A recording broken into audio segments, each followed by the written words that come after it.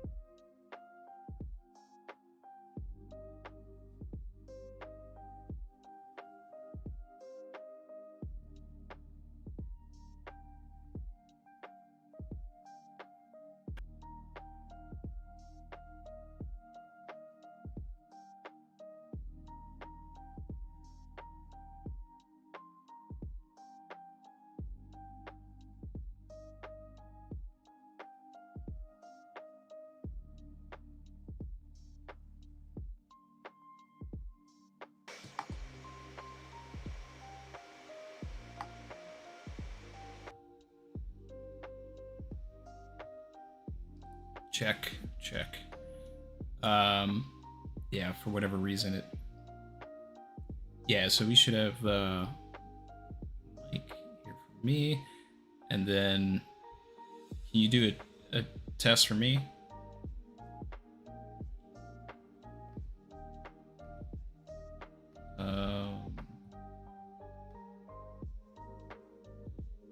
Yeah,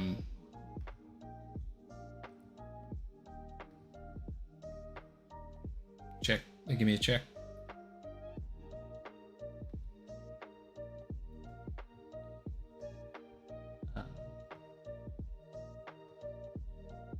Try now. Yo.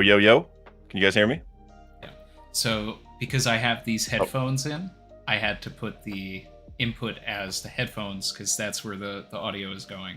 Your voice is going into my headphones. So, and I haven't used these headphones on stream yet, so that's a problem. So we should be able to little bit of troubleshooting. A little bit of troubleshooting. It happens. Let's see. But now we're here, so everyone can hear us. Because I mean that was Oda or Emu coming in right away. Like we can't look. They've already revealed enough. We can't even let the stream start. Right? It's kind of like with Vegapunk's message. I think Emu and the Gorosei learned their lesson from Egghead, and so before we can even get some words out, they had to come for us. So I hope everyone understands. We had to call up Emeth and bring another rope. We had to get it shipped in, expedited, but we're here. All right. So how's the audio for Dak and I chat? Let me know.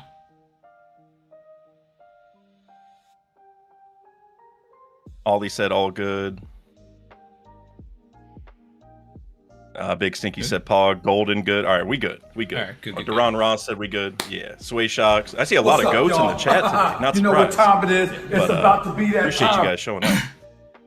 So welcome everybody. I'll do the spiel again, and welcome back to Theory for Theory. It has been a while, and probably at least 6 months, if not longer, since there's been a Theory for Theory. Shout out to Big Stinky with the gift membership there. Together we're stronger. Appreciate you. And I wanted to bring back Dak in particular because we always cook.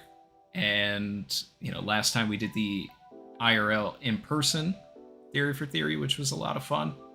And it's also been a year. And I like to try to bring guests back after it's been a year. But in particular because Dak is one of my favorite creators in the community and we always cook. Yeah, so and Dak, likewise. Yeah, I mean, you guys know what it is when we come for Theory. You guys might remember a couple years ago on the first one, we had the reassemble Joy Boy theory come to life. Well, I guess it hasn't come to life in the story, but that's where the theory, you know, spawned. And then, like you said, last year we were in person, also for another great theory for theory. So this is genuinely one of my favorite like annual traditions at this point. And so I know whenever April rolls around, we're getting ready to cook. And the beauty of it is we're kind of in the heat of Elbaf right now, right? You and I talked about it, which I did release that video earlier today about who might still show up to Elbaf, and we talked a lot about, you know, need for antagonists. Maybe we'll get into that today, but I think we're at a really good point to kind of discuss all things Elbaf, because it could go like a million different directions still. So I'm honored to be here. You know, like you kind of said, for me, you're also one of my favorite creators. I've said it a million times. Before I got started, I was watching you religiously, and I mean, still do. I'm still here every year. You know, whenever you hit me up, I'm there, lickety split. So I'm excited to see what we cook today, man. Yeah, dude. So if I remember correctly, we were either in the middle of Vegapunk's message or the message had just ended. We were probably maybe fighting the Gorosei and Egghead. I think that's somewhere. I think that was about around where we were. I know we were discussing Man Marked by Flame stuff. We were talking about. I know we talked about Impel Down Breakout, which hasn't happened. Yeah, we met right after all the Gorosei showed up last time. Right. Yeah. So, I mean, let's start with broad strokes, and then we'll put a finer pen to everything. How have you been feeling about the end of Egghead and the start of Elbaf? You know, it's funny because I would say maybe not from the last time we had Theory for Theory, but towards the end of Egghead, as with a lot of people, I felt like it dragged on a little bit. Like there's a lot of really hype moments, but it felt like the message just maybe there's like a little, you know, 2 or 3 too many chapters or so. And then I kind of felt like the start of Elbaf was similar in that it was kind of slow. And I did a poll on my channel trying to get the whole community's feelings on chapters of the year last year, and the first 3 chapters of Elbaf came in last because it just started kind of slow. And we had that whole you know, is this a hallucination or not? And then like Oda misdrew stuff, and now Oda went and fixed it in the volume. So now we're like, okay, so it wasn't a hallucination whatsoever. So like a lot of confusing stuff happened, I would say, just between the end of Egghead and the start of Elbaf. But now that Elbaf has really, really started, and we actually see the threat, the God's Knights have pulled up. We've met Loki. We have the backdrop of the Giants' kind of culture, from Harold being more of a, you know, globalist and starting, you know, international trade and getting him to be less savage in a way. And then, but for a lot of Elbafians to still kind of be like the old way, I think that's really awesome. And Oda's going to cook on that. And then also with Loki and Haradin kind of having this brotherly, you know, like issue with each other because like they don't have the same mom or whatever. And so like, you know, Haradin's not the king, and Loki's also not, and like just that whole thing, I think Oda has planted a lot of awesome seeds that are gonna grow into something special. So I guess that's a long way of saying Egghead ended slow and Elbaf started slow, but ever since it's been amazing. It's, you know, it's crazy to me that people didn't like the very beginning of Elbaf, because I actually feel like that was the strongest parts of it for me. Really? My favorite chapters of last year were all the beginning Elbaf chapters. And, you know, I loved all that Lego stuff. You know, I mean, we got the newspaper with the X, like, that was my favorite chapter. That was awesome. That was awesome. You know, like, that was peak.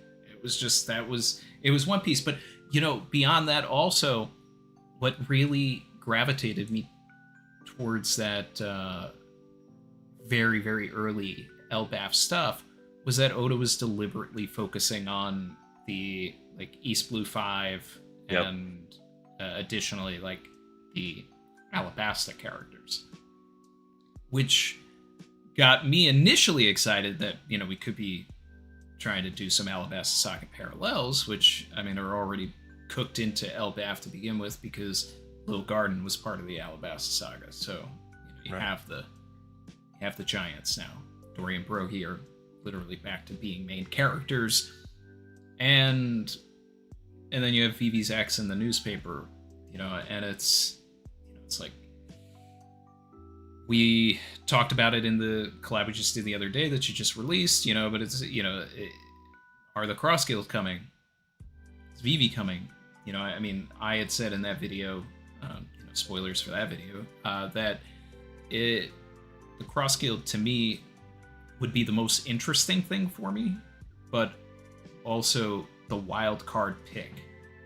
So, and it wasn't always feeling that way, especially at the beginning, because you had things like the direct callback to cutting down the Sandora lizard, which was crazy enough, like going back to the Alabasta saga. So it was like Oda, it seemed like he was putting these deliberate references, and actually, you know what, the last chapter had some deliberate references as well, because you kind of had an updated version of the argument that Sanji and Zoro had during Little Garden, but a more mature version of it in a way, where they weren't bickering about, like who got the bigger dinosaur or anything like that. It was Zoro killed it, and Sanji actually gave him props for it. So it's kind of like this elevation there. And not only that, you also had the tag team of Arme de l'Air, Power Shoot, which is really a reference to Gomu Shoot, which was in the Alabasta saga during Drum, and then played during Davy Backfight. So it's like, are these deliberate? Is Oda copying himself because he wants to set things up with these characters that I know you like as much as I do, or is that not the route that we're going? I think that's kind of the $1 million question. I think the way you're looking at it, I think is a good way, like with all these, little callbacks to the earlier parts of the story. And, there's obviously things like Vivi was in Little Garden, so should Vivi pull up? By the way, major shout out, Vex is the lurking legend for the 5 gifted memberships. Appreciate you, my boy Vex. Another one. And I think with Vivi, it's kind of like, with her being a Little Garden, it would kind of make sense for her to be there just for that. And for Baroque Works, obviously they were there and everything as well. But one thing that we talked about in that video that we did recently was in Elbaf, we don't have like a big, super terrifying antagonist. I know we have the Gods Knights right now and all these nightmares and stuff, but I mean, could they end up being the final villain of the arc? Maybe, but I feel like that might be a little empty. I mean, maybe we end up fighting Loki, or maybe some other people show up, which is kind of what I hope. And so I think with the lack of antagonist, having more threats show up makes sense, and having a Yonko crew show up should be a big threat. But my problem there is the Cross Guild's a group of people that we've already beaten before, other than Mihawk. And so if the main antagonist of the arc ends up being a whole group of people we've beaten before, that also, like, Oda could make it threatening, because I think post time skip Croc is going to be a menace, and I mean, Mihawk himself is a menace. I mean, that's enough, honestly. So that's kind of where I'm at, is just like, there are a lot of reasons to think it, and we do need an antagonist, but could they really be the ones? That's the I'm a little thing 50-50, but I'm 100% settled in that, out of any of the groups that are going to be at Laugh-Tale at the same time as Luffy, it's going to be Buggy and the Cross Guild, just because there's just more story there. Mm-hmm. But One Piece always is more effective when there's a central antagonist. So yeah, it's like right now, the Holy Knights are kind of operating like Baroque Works without Crocodile. So then it makes you wonder, like, is Elbaf a setup arc for something else? Is this just a jumping off point? Like, have we been building up 25 years just to start here, move somewhere else. There are elements of the story that kind of give that impression and everything with them wanting to take these kids to the Holy Land. But it's like, if Shamrock had stayed, then, you know, it's like, we have our Crocodile, we have our Enel, we have our Lucci type figure, you know, someone who is at least in charge of these individuals that we're seeing. Loki, to me, does not feel like that central antagonist. I feel like he's the red herring. Yeah. Oda is dangling him there, and he has been dangling him there to make us think that this is our villain of the arc. But ultimately, he's also dropping these hints to make us feel like this is a potential ally. Or, well, I think it's too late in the game to have somebody else in the race for the One Piece, but that's also why it's nice that his dream is the same as Blackbeard's. Like, he wants to be king of the world, not king of the pirates. But Oda is, you know, doing this deliberate dark mirror to Luffy, and I was thinking about this before the stream, because I was trying to think of what things that I say about Elbaf that have kind of been working out in a direction, or are there any predictions that I had early on that are kind of seem like they're going in a direction like that. You know, like two of the big things off the bat that I, you know, that did turn out. That we would get to Elbaf and Yggdrasil would be the Atom Tree, along with, when we get there, there will be a false sun god. Someone will be pretending to be the sun god, or believe that they are. And we actually got two instances of that. Once with right. Roto and now with Loki. And one of my predictions, you know, based in Norse mythology, is that we will, you know, get some variation of the Odin myth, where, you know, he goes to Mimir's well, he wants unlimited wisdom, and he gives one of his eyes, right? And Oda has said, of course, like, when we see an eye patch pirate, we're in the end game. And when he said that, he also drew an image of Luffy with an eye patch. So I was saying, I think that Luffy is the eye patch pirate, and that he was just putting that right in front of our face. And there may come a time where he has to be essentially the Shanks for a new era. And he has to, instead of giving up an arm, maybe he gives up an eye, and maybe that's for Cologne. And when I was saying that we didn't have his name or his relationship to Scopper. But, and this is also in reference to how we start the story. What's the first way that we're meeting Luffy? He wants to prove that he's a man, so he stabbed himself underneath his eye. So it's like, have we been taking this journey to get to this point? And now we've been introduced to Loki, who has these bandages around his eyes since he was a kid. Right. He's a dark mirror to Luffy. Zebek was the Shanks. We just got that little bit of a flashback. Is he such a dark mirror to Luffy that he did the exact same thing that Luffy did in Chapter 1, but he did actually stab his eyes? That is really to Zebek that he was ready to join him. And so he would have done that even before the clash that we saw. So, like, right? Because, I mean, so Loki's probably, what, like 20 in that flashback? Because Giant's age. Yeah, because, like, I think... Probably the same... I mean, Oda would probably be trying to draw some parallel to Cologne, so he'd probably be around the same age as him. Right, yeah, and so that would mean that even before that fight with Rocks, which, honestly, I wouldn't be surprised then, because, kind of like with Luffy, like, Luffy's the kind of kid to, like, wake up every day and ask Shanks or try proving it to Shanks that he's ready to go. Like, it's not like Luffy's going to get told once, no, you can't join, he's going to give up. Like, that is not what Luffy does, and I would assume that's not what Loki is going to do either. So I'm just kind of imagining, you know, Loki and Rox maybe have met several times before that fight that we saw.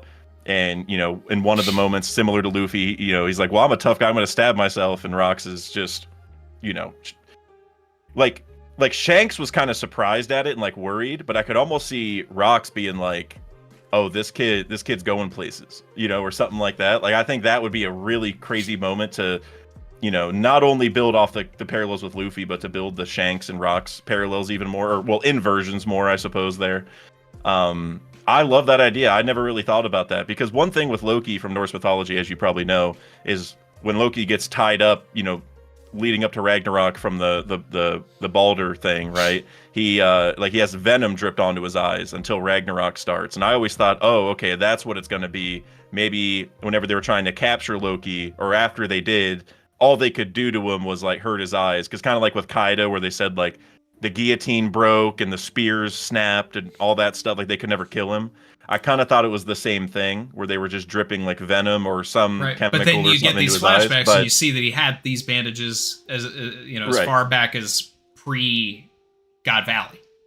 Right, because they're not going to do that to a kid. Like, no matter what Loki was doing back then, I can't see them, you know, treating him that way that young. So him stabbing his own eyes, that is a really, really good idea. That's like, because that's really compelling too, as opposed to like, not that Oda would do this, but like, what if Loki's eyes just look weird and he covered them up? Which is, I mean, you look at like Doflamingo, that's sort of, we don't know what his eyes look like, but that's sort of the joke, is like, we haven't seen him, right? And even when he like took the glasses off, there's like another pair, like in the SBS or whatever. So I think him stabbing his eyes is very, very compelling, because it's just, like I said, it's more than just he doesn't like how they look or something. So I love that, honestly. I never thought of it. Well, you know, a lot of people, you know, in the past couple of streams, since we found out that he had it as a kid, you know, they were just like, why do you think he still has it? And then when I started thinking it back to the Odin thing, and I'm like, and when I say Odin, I mean Norse Odin for chat, not Wano Odin. At first, I thought you meant Oden, and I was like, oh, Randy, I got all the Odin parallels for you, because Oda loves this, this like, I don't even know what you want to call it, like this hero that's depicted as bad, right? Like Odin was, you know, throwing his like wet nurse across the room and having a harem and all that stuff when he was a kid, and then got kicked out of the family, but he's actually a good guy. Like Oda loves doing that. Kyros also, so yeah. Yeah. So I do believe that we're getting another version of that with Loki. It's Oda is combining a number of characters. So obviously with Ragnar, like, he's combining Thor and Loki. So yeah, why not put the whole family into one guy? And Odin's story is his, you know, and Odin's Norse Odin got rid of his eye for knowledge. And I've thought for a long time that Zebek knows the true history. And yeah, for sure. Maybe that's something that you know, Loki was after. He wanted to know the truth, and he wanted to be with Zebek to find it out.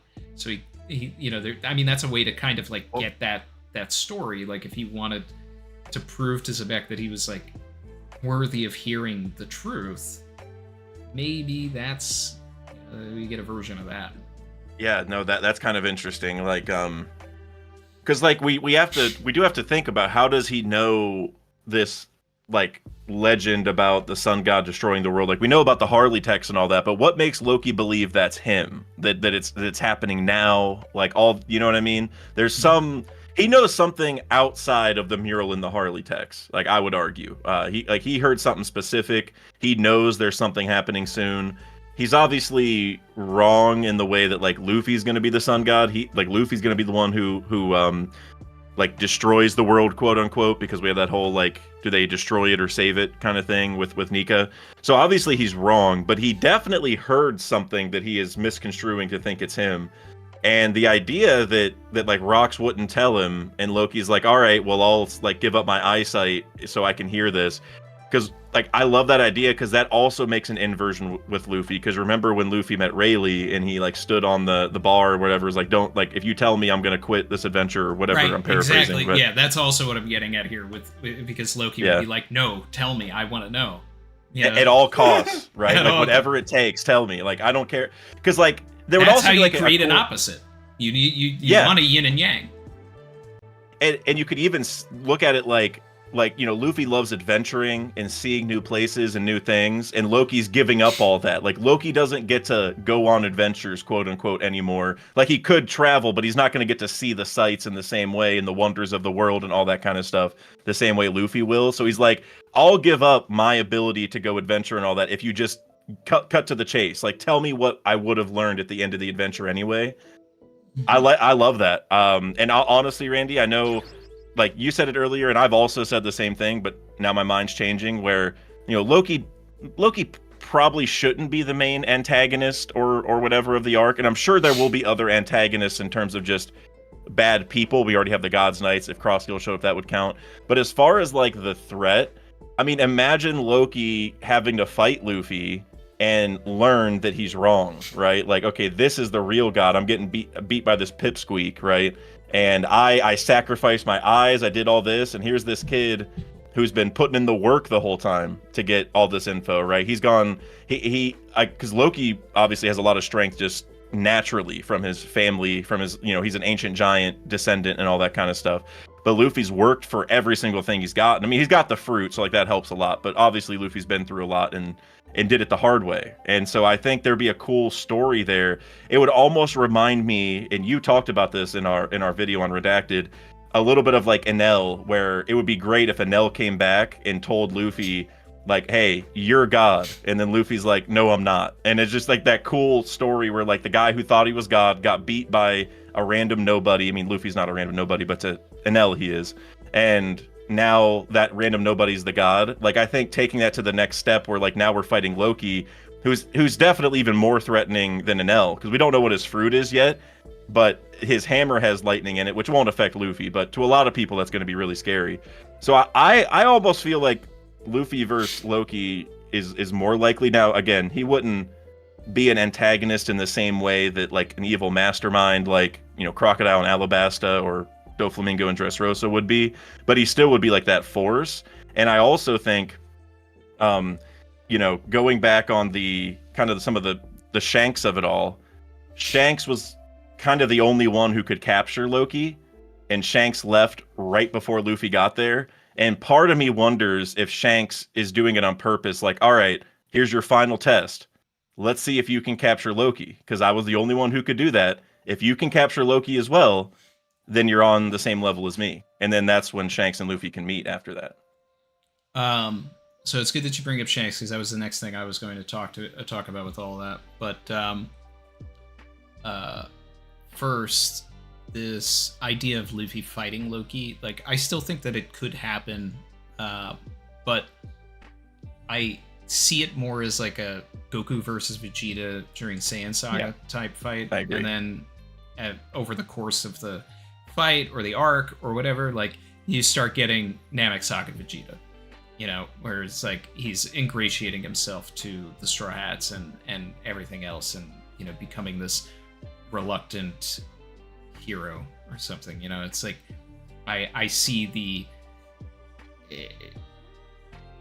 like, I don't see enough evil in Loki to not be the guy that when Luffy's actually fighting the real threat, you know, let's say it's, just to keep the Dragon Ball metaphor, is like, if it's, you know, Gohan versus Cell, and then, you know, Vegeta pops out with the Gallic Gun at the last minute to save, like, that would be the Loki role that I would see in the story. Like, he started off, you know, bad or whatever, had this sort of turn, ends up helping in some way that gets us through the real threat. But this idea that Shanks tied him up just furthers my questioning of Shanks in the first place, and like what he wants. And he knows the true history. Rayleigh knows, Gabon knows, and there's like this pact between these guys that has been happening and has been hinted throughout the story. You know, it's like Shanks bet his arm on the New Age.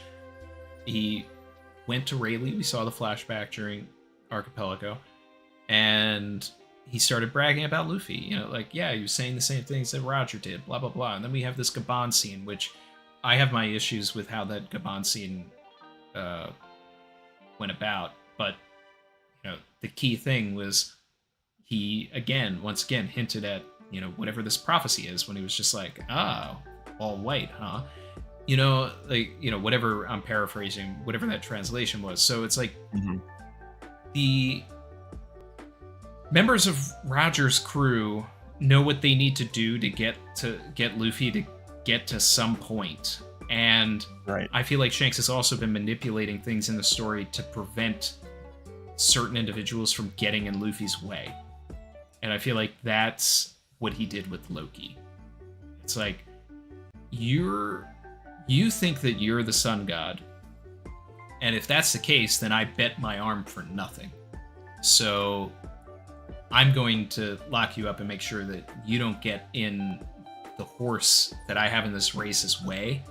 Interesting. So he's pulling the strings in that way. Yeah. And it's like him pulling up to Marineford is another way of him, you know, manipulating this game that he's been doing since chapter 1. And potentially even to the point of not, like, I still wouldn't be surprised if he could have shown up at any time and waited until Ace died. I probably believe that. I mean, you know, also, and I think you talked about this a lot, but with the, you know, God's Knights and the Mark of the Abyss stuff and this teleportation and the fact that we know Shanks went back to the Holy Land for some time period, I still wouldn't be surprised if he had the Mark of the Abyss and could use the circles, even though he's like not a God's Knight. I just think the fact that they mentioned he went back, I'm like, all right. They might even just give the mark to like infants so that they automatically have it like right after they're born. I wouldn't be, so he might have had it since he, you know, got taken from God Valley. But he could have just gotten it maybe when he went back. Maybe he like planned on being a god, or like contemplated becoming a God's Knight for a while and decided not to. Maybe he got the mark or something. Maybe he went just so he could get the mark, so he could use that power. I think there's a lot of fun angles there, but regardless, I think he can use those. And so I agree, and that's an interesting perspective to think about it through, where, you know, it's almost like maybe he let Ace die because he knew that was going to push Luffy in a direction he had to be pushed, right? Like, Luffy, like, you're going to lose a lot of people, you know, over your life. You kind of have to get used to it, kind of thing, which he did learn that lesson because of Jinbei, right? And also, I think maybe a way to kind of tie that to the Elbaf arc specifically is we've seen these kids' drawings come to life that are really like their nightmares, and that's led to a lot of discussions about what Luffy's nightmare is, or his greatest fear. And what I think the answer is, and I've seen this idea thrown around a lot, is that it's losing his Nakama. And so this arc might be all about like what if he is faced with that fear? I don't know what like that monster would come out like. Like, I don't know what he'd be fighting necessarily, how that like Oda would illustrate that, but I do think losing his Nakama would be that fear. And maybe the point that we're getting to is Shanks is like, you know, I kind of knew this, like, this could happen, and so I prepared you. Like, whenever you lost Ace, if you didn't lose him, you probably wouldn't be able to beat this fear here in Elbaf. But because you've already had such a great loss, you know how to beat that, and so now you're going to be able to here in this arc. And so I love that idea that Shanks could have maybe set that all up. Not that it would all be just for Killingham's powers, but just the thematicness of it. You know, like, you can't be afraid of even your greatest fear, Luffy, if you want to save the world, kind of thing. Well, I'm also worried that there's this nebulous concept that could appear where, and it really, like, I've thought about it ever since Kaido said, well, I guess you couldn't be Joy Boy either, like, implying that it's something out there that anybody could achieve in some way, you know, and it's like maybe Ace was too ambitious, or because he was Roger's son or whatever, like, he was interfering with that goal. Like, there's multiple sides to this, and if it's like this nebulous energy or whatever Ace was drawing too much from it to actually get to where we need to go, and it just needed to transfer and go to Luffy. And that's really, you know, woo-woo and out there, but it's, I don't know. We have stuff like that in this story. I mean, you think about Sabo, like right after he eats the fruit, he's like it said Ace said something, right? Or like some time period after he ate it. He said something that Ace was communicating in some way, and you could kind of read that as just, you know, Oda's just it's just like a reminder to the reader, like Ace is back in a little way because like his powers are you know, owned by somebody again. But I think a lot of people also look at it like, well, you know, we learned about Devil Fruit reincarnation in regards to the Maramara no Mi, right? The guy who was talking about it in Dressrosa, I can't remember his name, but dude with like the buck teeth and he has like a mask on. All I remember is the panel. I don't know who he is, but he talks about it, and you know, I think, you know, Oda weaves things together in that way, and so just I think that might go to like the idea of inherited will, like maybe, you know, you talk about like maybe a nebulous energy, whether it's like dreams or will or whatever, like maybe Ace was, you know, taking too much of it, or like his path was getting too strong or something, you know, whatever. But maybe it could all go back to inherited will too, where it's, you know, Shanks is thinking, well, yeah, Ace is on a really good path, he's really strong, but if he were to die, that will, all that like good feeling energy, I don't know what to call it, but that'll go to Luffy and power him up, right? Luffy will become stronger because Ace dies.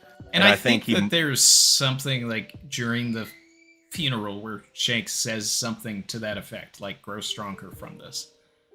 I could be wrong, but I know there's like some sort of narration in his head as they're like at the gravesite. Yeah, I know he says don't cry or don't be afraid to cry. Yeah. I just pulled it up right here. Yeah, Luffy, this must be terribly hard on you. I was shocked to hear about Ace's final actions. It says, it's as though he were Captain Roger himself. You know, there were times when I wished the captain would run, even that he would cry. So listen up, Luffy. It's through knowing both victory and defeat, running wild and shedding tears, that a man truly grows up. Don't be afraid to cry.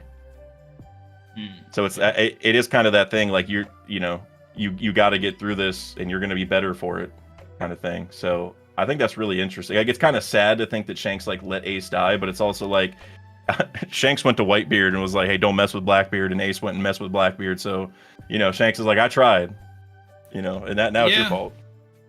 You know, I mean, unless he was also, you know, playing both sides of it all. You know, whoever gets there to the end, whether it's Ace, whether it's Luffy, and that's why he was stopping Kaido, because Kaido was trying to get Ace. And I don't know, but let's see. But the other thing too, you know, that I always go back to in Marineford is, you know, when something clicked for Whitebeard and he turns to Marco and he's like, "Don't you dare let that boy die," you know, and it's just like, what did Roger tell Whitebeard that clued him in that moment about Luffy? That, you know, whatever Whitebeard probably saw in Ace, he now also saw in Luffy. And it's like, that's also one of those scenes that kind of drives this line of thinking. I just want to hit a few supers here. Go for it. And actually, one thing I just want to throw in real quick, just small mention. I saw this Reddit post. I don't know who posted it, but shout out to that person. They're probably not the first person, but in the last chapter we saw Rox tell Whitebeard to shut up. He said, "Shut up, Newgate," and I think the only other person in the story who's ever told Whitebeard to shut up is Luffy. So cool little connection. The Will of D. Let's see. Guardian Trees said we need a Lego One Piece game stat. Who knows? Maybe after these Lego sets come out, it'll inspire game makers. Yeah, hopefully something like that. Hopefully those Lego sets sell out on day one, which they probably will, and they'll be like, "Damn, we can go make some money selling more One Piece stuff," you know? Yeah. Maxo, member for 47 months, said hello, Savage Crew. What's up, Maxo? Kush Daddy said, could we get more history about Davy backfights from the people of Elbaf? For them, it should only be a generation or two since they first began. I mean, it could be 3 generations. You know, take it, but maybe not. It's yeah. I mean, well, do we know for sure that the Davy back fight was created 900-ish years ago, like Void Century time? Was that stated for sure? No. So okay. I mean, well, the one like small piece of evidence that it was, which is I wouldn't even call it evidence, but maybe just a hint or maybe some like loose Oda foreshadowing is Foxy was like 920-0 whenever he fought Luffy and then lost. And so I've always thought that was kind of weird, like 920. All right, well, hold on. Like the Void Century was 900 years ago. Luffy is almost 20. Is there like a reason that like is Oda trying to tell us like 920 years ago something big happened that led to the Void Century? You know, it's just one of those things where I'm like, that's such a specific number that I'm like, well, I don't understand why. And so I've always thought maybe that's a hint that there was a Davy back fight that led to the Void Century, essentially, which is possible, but.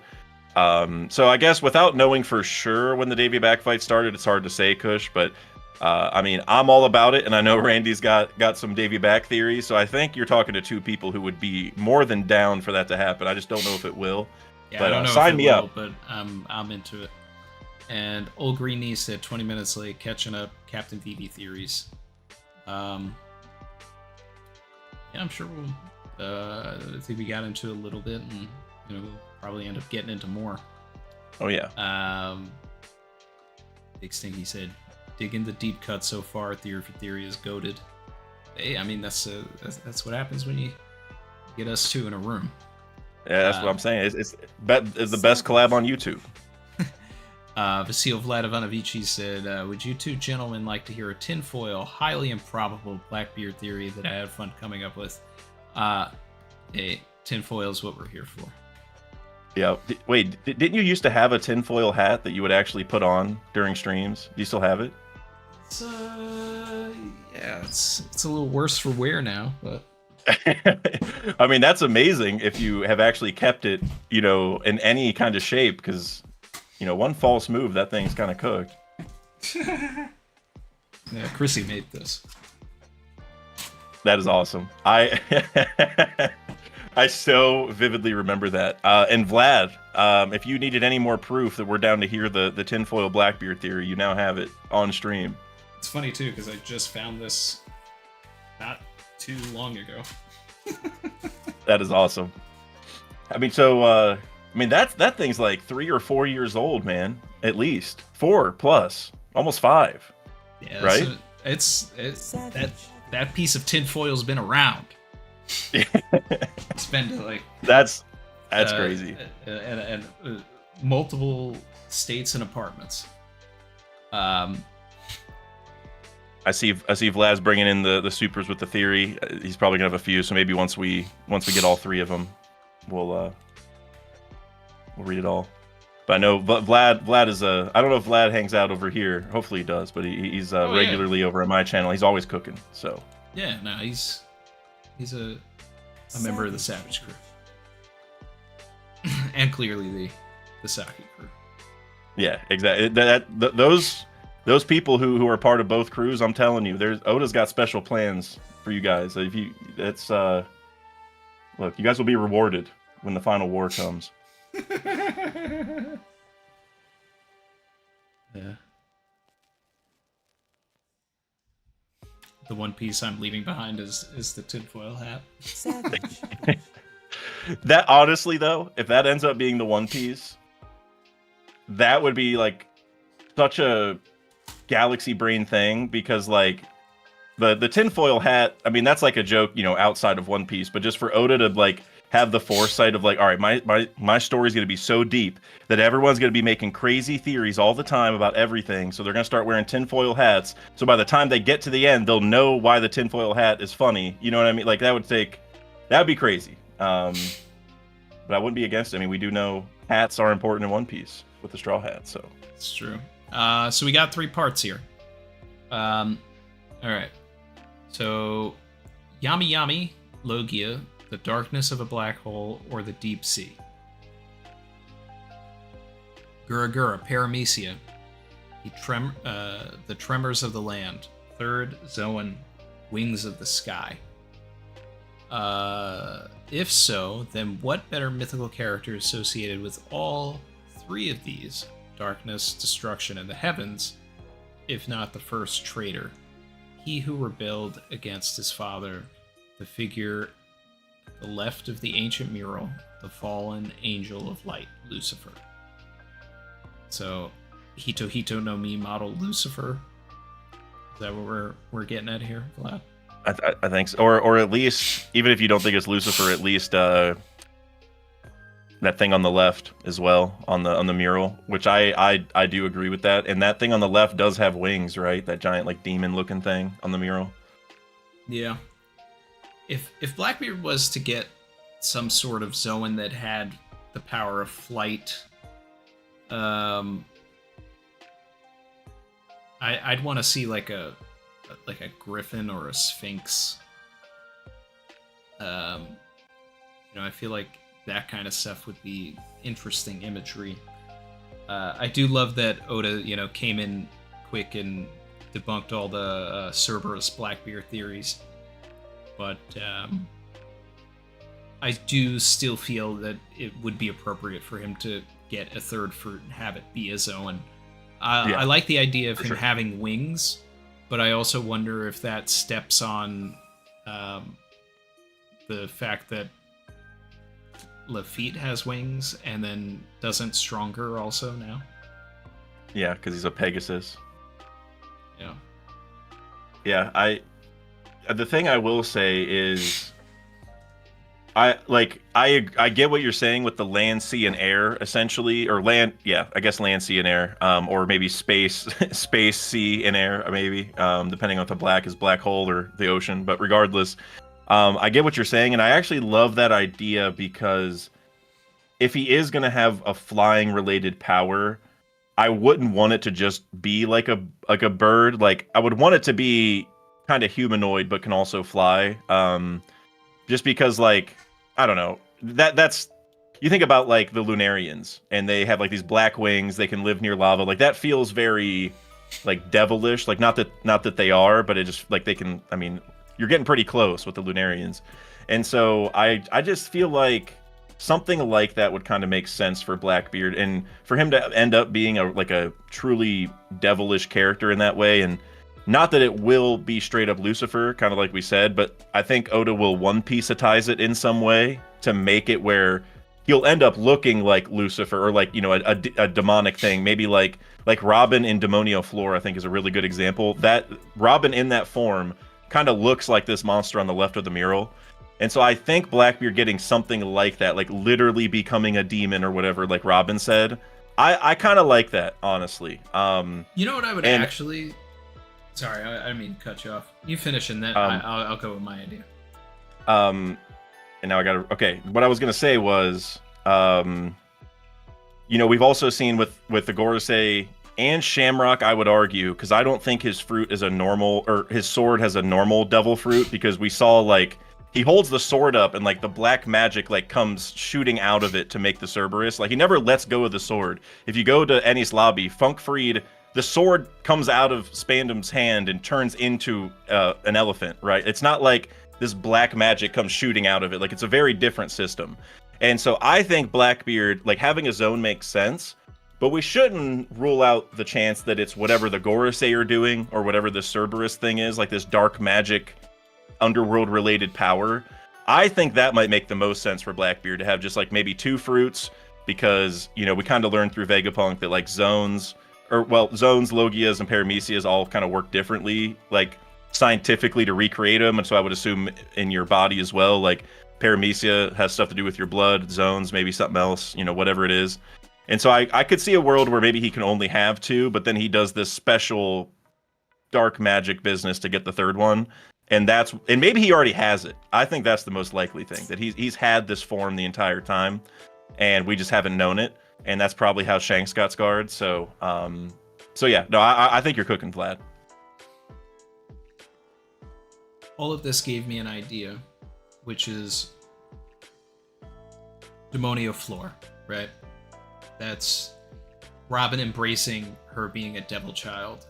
You have Brooke, calling the chill of the underworld. Zoro wants to be the king of hell. You have so many Diable Jambe, right? That's also calling apart, like, you know, this devilish nature. And Luffy's been called a demon monkey guy before by Shanks's crew. yeah, so it's like there's already this devil like kind of energy surrounding the Straw Hats. So if we wanted to go this wing route with Blackbeard, I'd actually want the inversion. What people have said about Lafitte, I'd rather have Blackbeard get the angel fruit. Angel. You know, and angels, when you really start getting into it, like some of them are, especially a lot of the early ones and different types of them, they're not your traditional, like, Cupid-looking angel or anything like that. Like, they are monstrous. Yeah. You know, some of them are, you know, there's types that are just floating eyes, you know, with wings. There's something interesting there. Like, if the bad guys of the story embrace this sort of angelic quality, right? And which is kind of already the imagery, because Lafitte's got white wings. Stronger's got white wings. You know, it's like... That's so true. And you could even say, like, the government calls themselves gods and saints, so we have that idea that the bad guys pretend to be good, right? And the good guys get called the bad things, right? So Blackbeard... And if he's going to join the government, or, like, you know, be in cahoots with them... So here's the idea that I'm now spawning in my head here. What if Blackbeard gets a seraphim fruit? Not seraphim like the seraphim in One Piece, but like actual seraphims, yeah.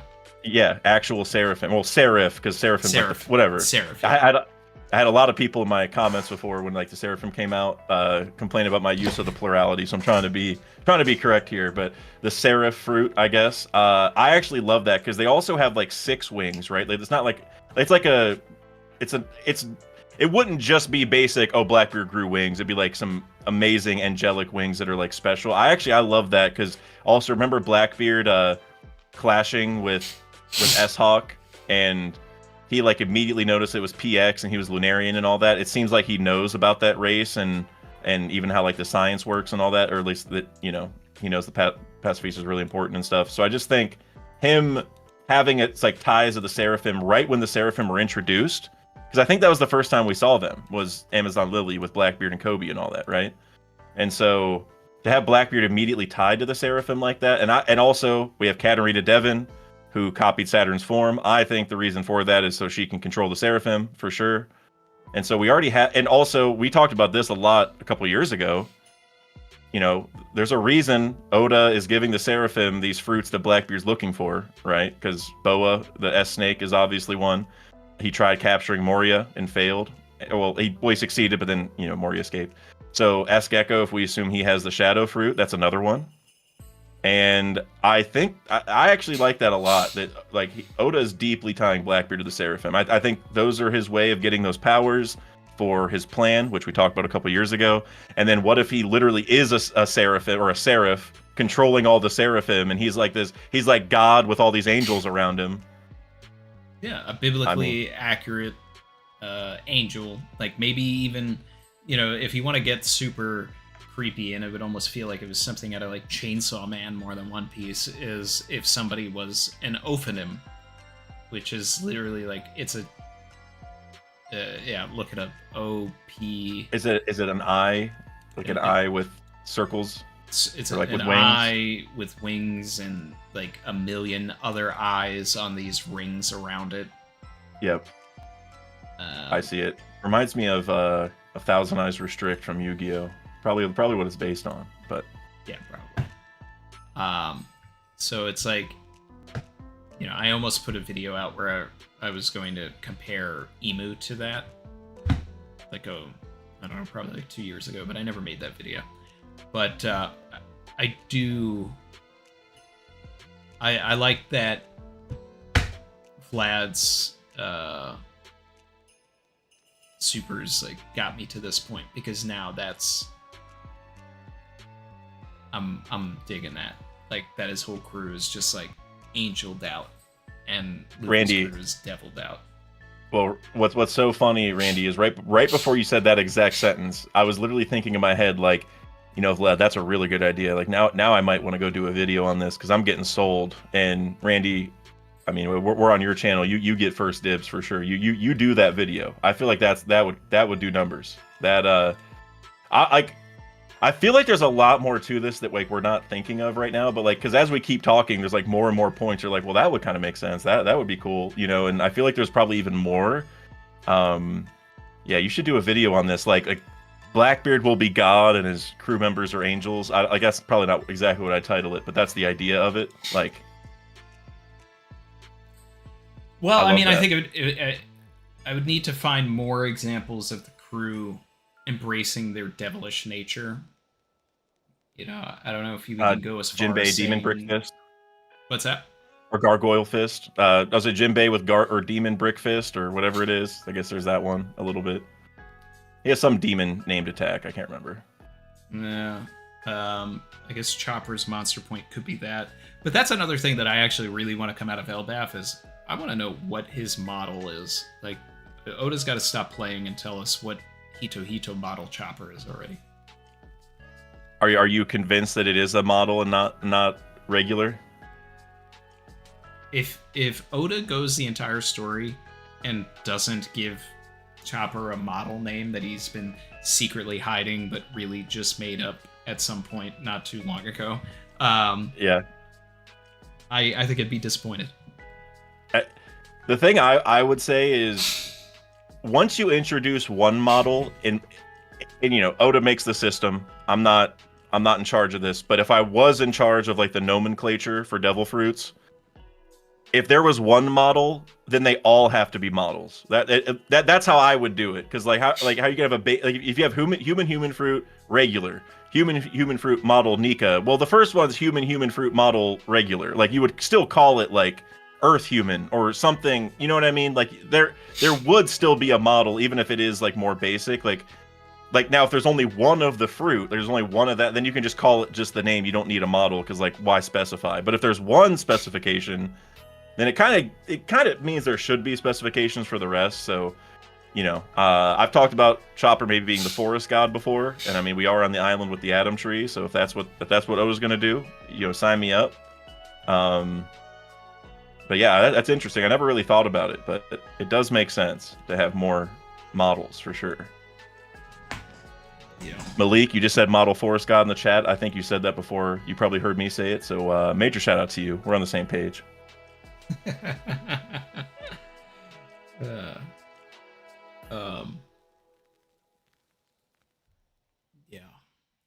Let's see. So, moving back into Elbaf territory here, what is your take on Herald? Because I have my own takes. What's your take on Herald? Are we getting propaganda? Are we getting the full story? Is Herald good? Was he bad? Hey, talk to me about Herald.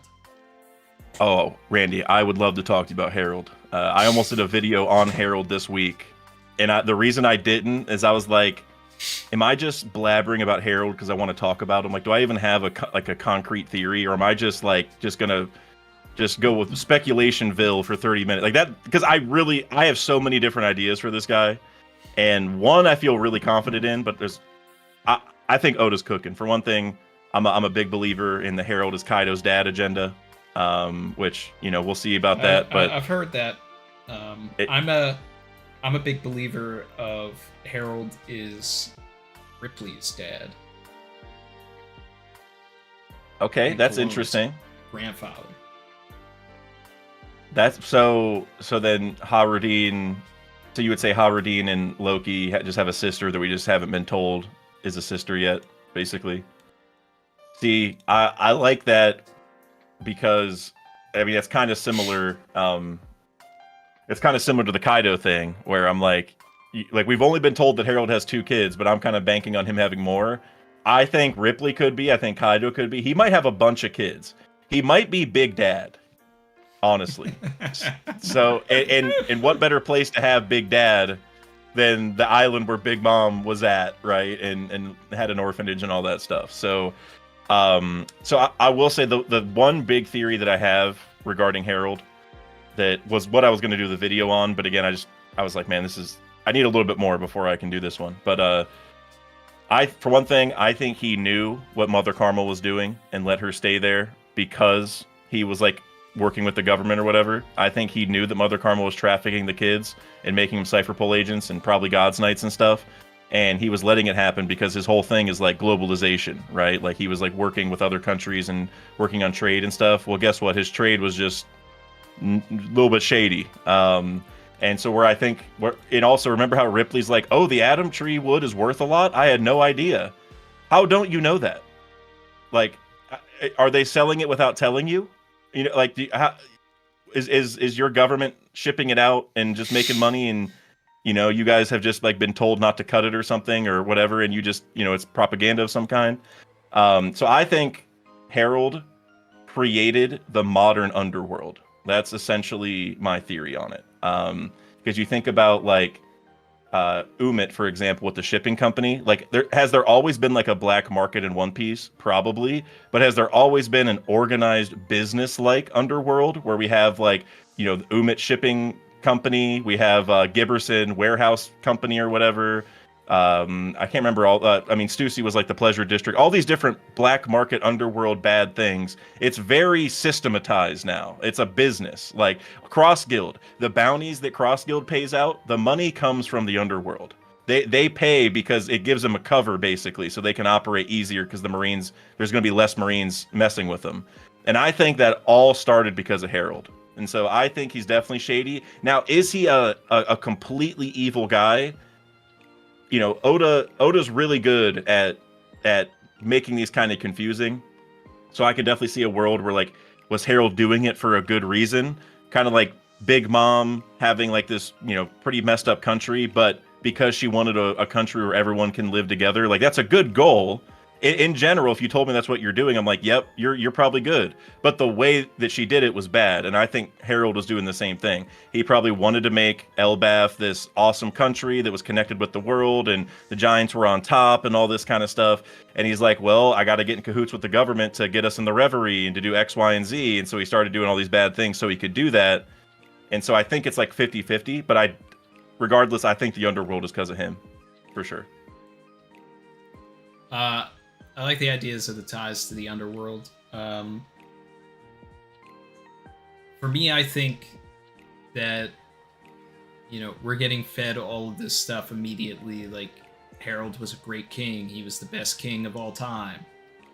You know, and it's like, immediately when we get things like that, whether it's so-and-so was a bad king, so-and-so was this, and all of that, like, there's so many instances in the story where that's what ends up getting flipped on its head.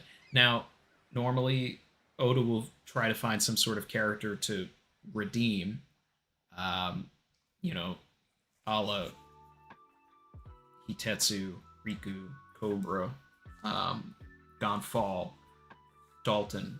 You know, there's always this person that's going to, like, that was either already in power or will eventually step up and take over the power. Now, I don't know who's supposed to step up and be the king of Elbaf here, and there hasn't been one, but this could be the time where Oda wants to invert, and it's like, Harold wasn't good, he was bad, and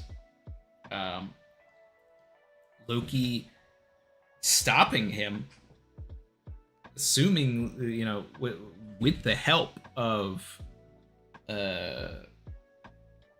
Ja Rule, you know, there's just more of a story there, and Oda needs to hurry up and start telling it.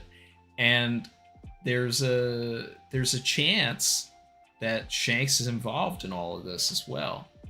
And it's like, if there's this thing where the reason why the Hito no Mi model Nika was avoiding the government for 800 years was because they didn't want to mess with the Giants. How did it end up on a government ship?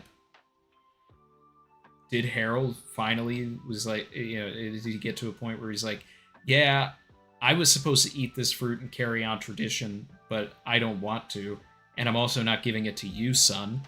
I'm going to give it to the government as a trade for Reverie XYZ that I want. Yeah.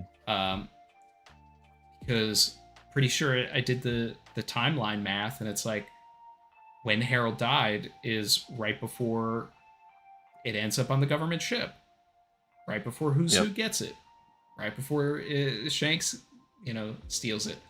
Was it a thing where Shanks was in his ear, like, hey, you should do this or whatever, because he needed the fruit because of some sort of prophesized time, whatever, etc., etc.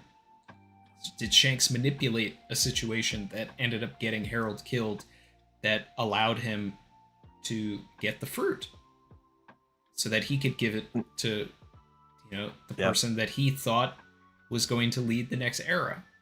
Maybe he went to, I've brought this up a number of times. Maybe he went searching for Ace, but found Luffy, and it's like, and then it's just like, oh wait, you are the kid. The fruit has a soul of its own, so it picked Luffy. But from that regard,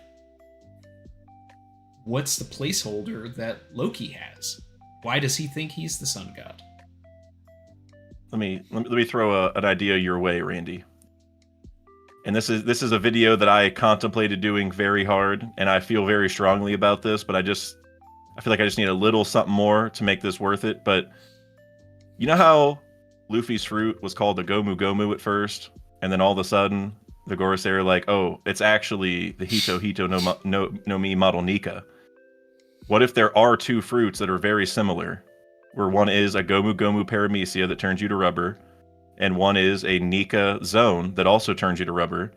Maybe both even end up in the same, like if you awaken either of them, maybe you still end up in the same form, right? Because the Nika awakening, it's probably like just self-explanatory, but something that I've been saying for a long time is like, if Gear 5 could basically be like Gear 2, but on steroids, where it's like, instead of pumping his blood really fast, he's able to just make his heart pump really fast manually, and that's how he woke himself back up.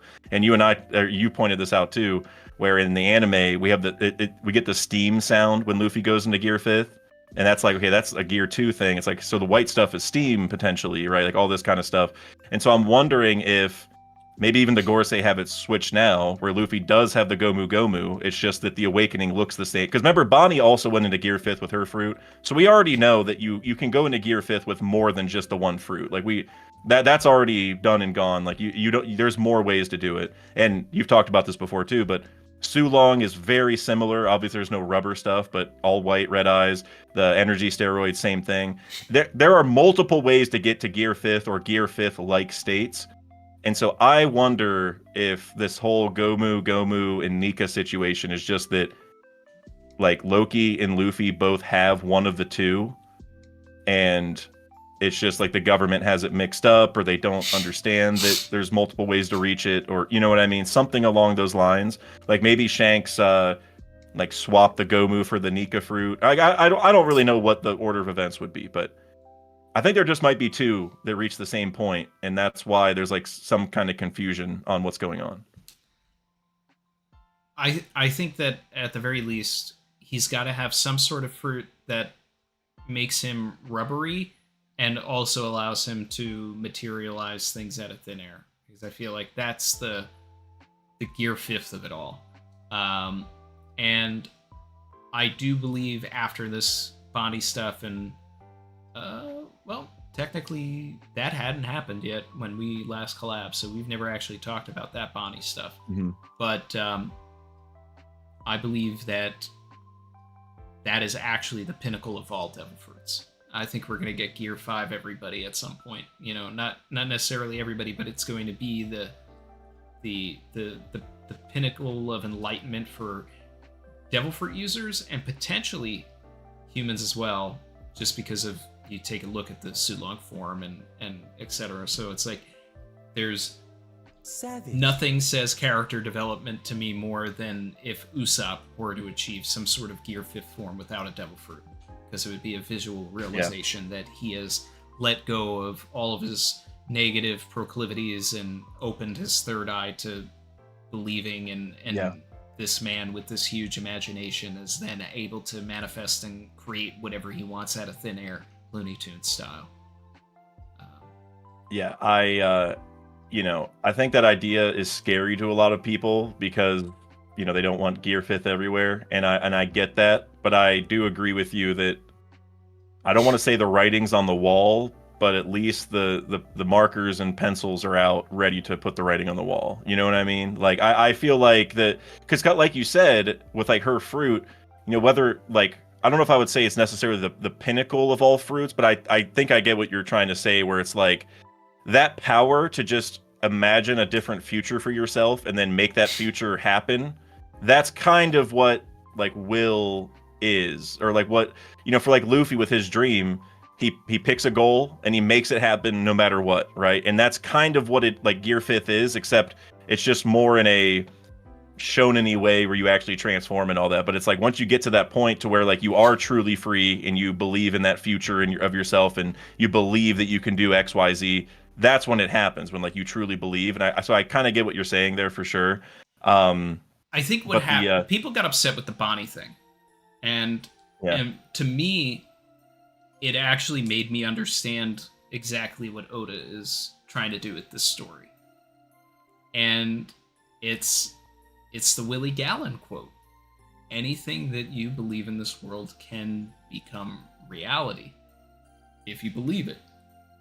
And so it's just this idea that your imagination is powerful. Oda's out here trying to empower, 12 to 15-year-olds to achieve their dreams. That's the target demographic. And he's also, with Bonnie trying to say that it's not just for young boys, but for young girls as well. You can achieve this.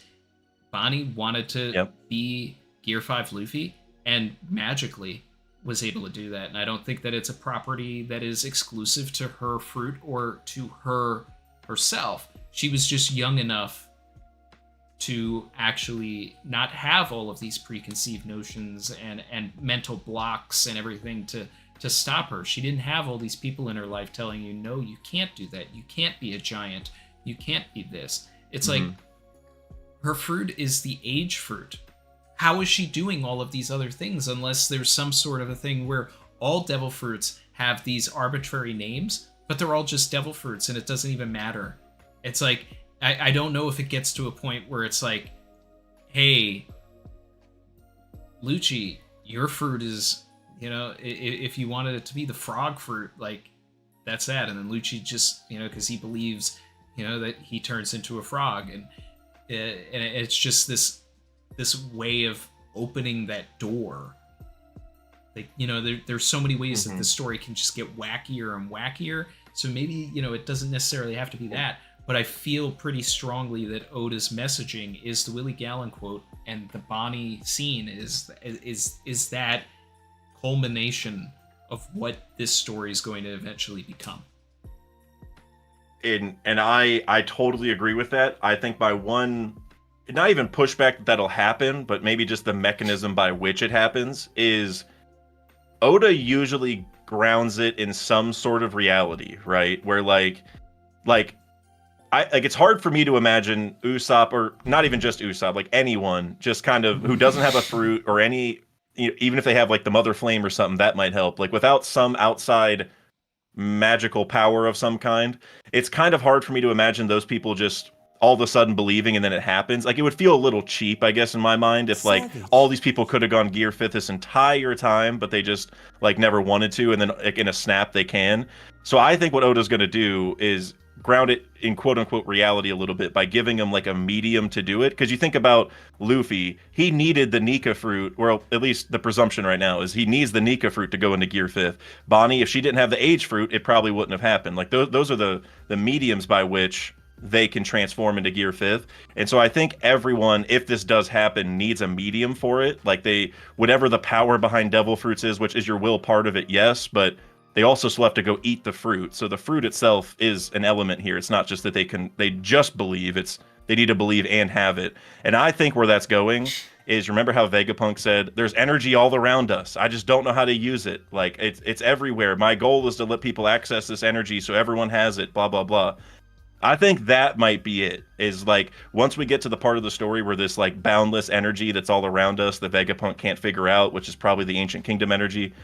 I think the people are going to tap into that, and that'll let them transform. Or if they go to Gear 5th, fine. Or maybe they all just start doing whatever their imagination says. Maybe like, because some people might be free and be going to Gear 5th, or maybe some people are just simple and like want to be better at cooking, and the energy helps them do that. Like, I think that might be how Devil Fruits came to be in the first place as well. Because you go back to the mural, and when it says like the enslaved prayed and the sun god appeared. Well, that's also right after they talk about the Forbidden Sun. And I'm like, okay, so they go down to the Forbidden Sun, get that energy, they start praying because they're desperate, and that energy from the sun's probably what helped the first Nika appear or whatever.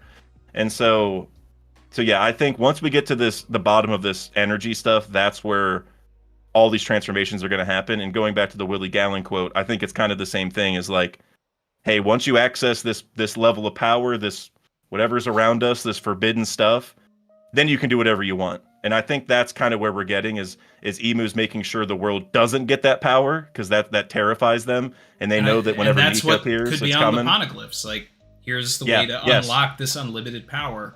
Yes. It's like they were able to train the world that for 800 years that how to not be able to tap into the energy around them. Yep.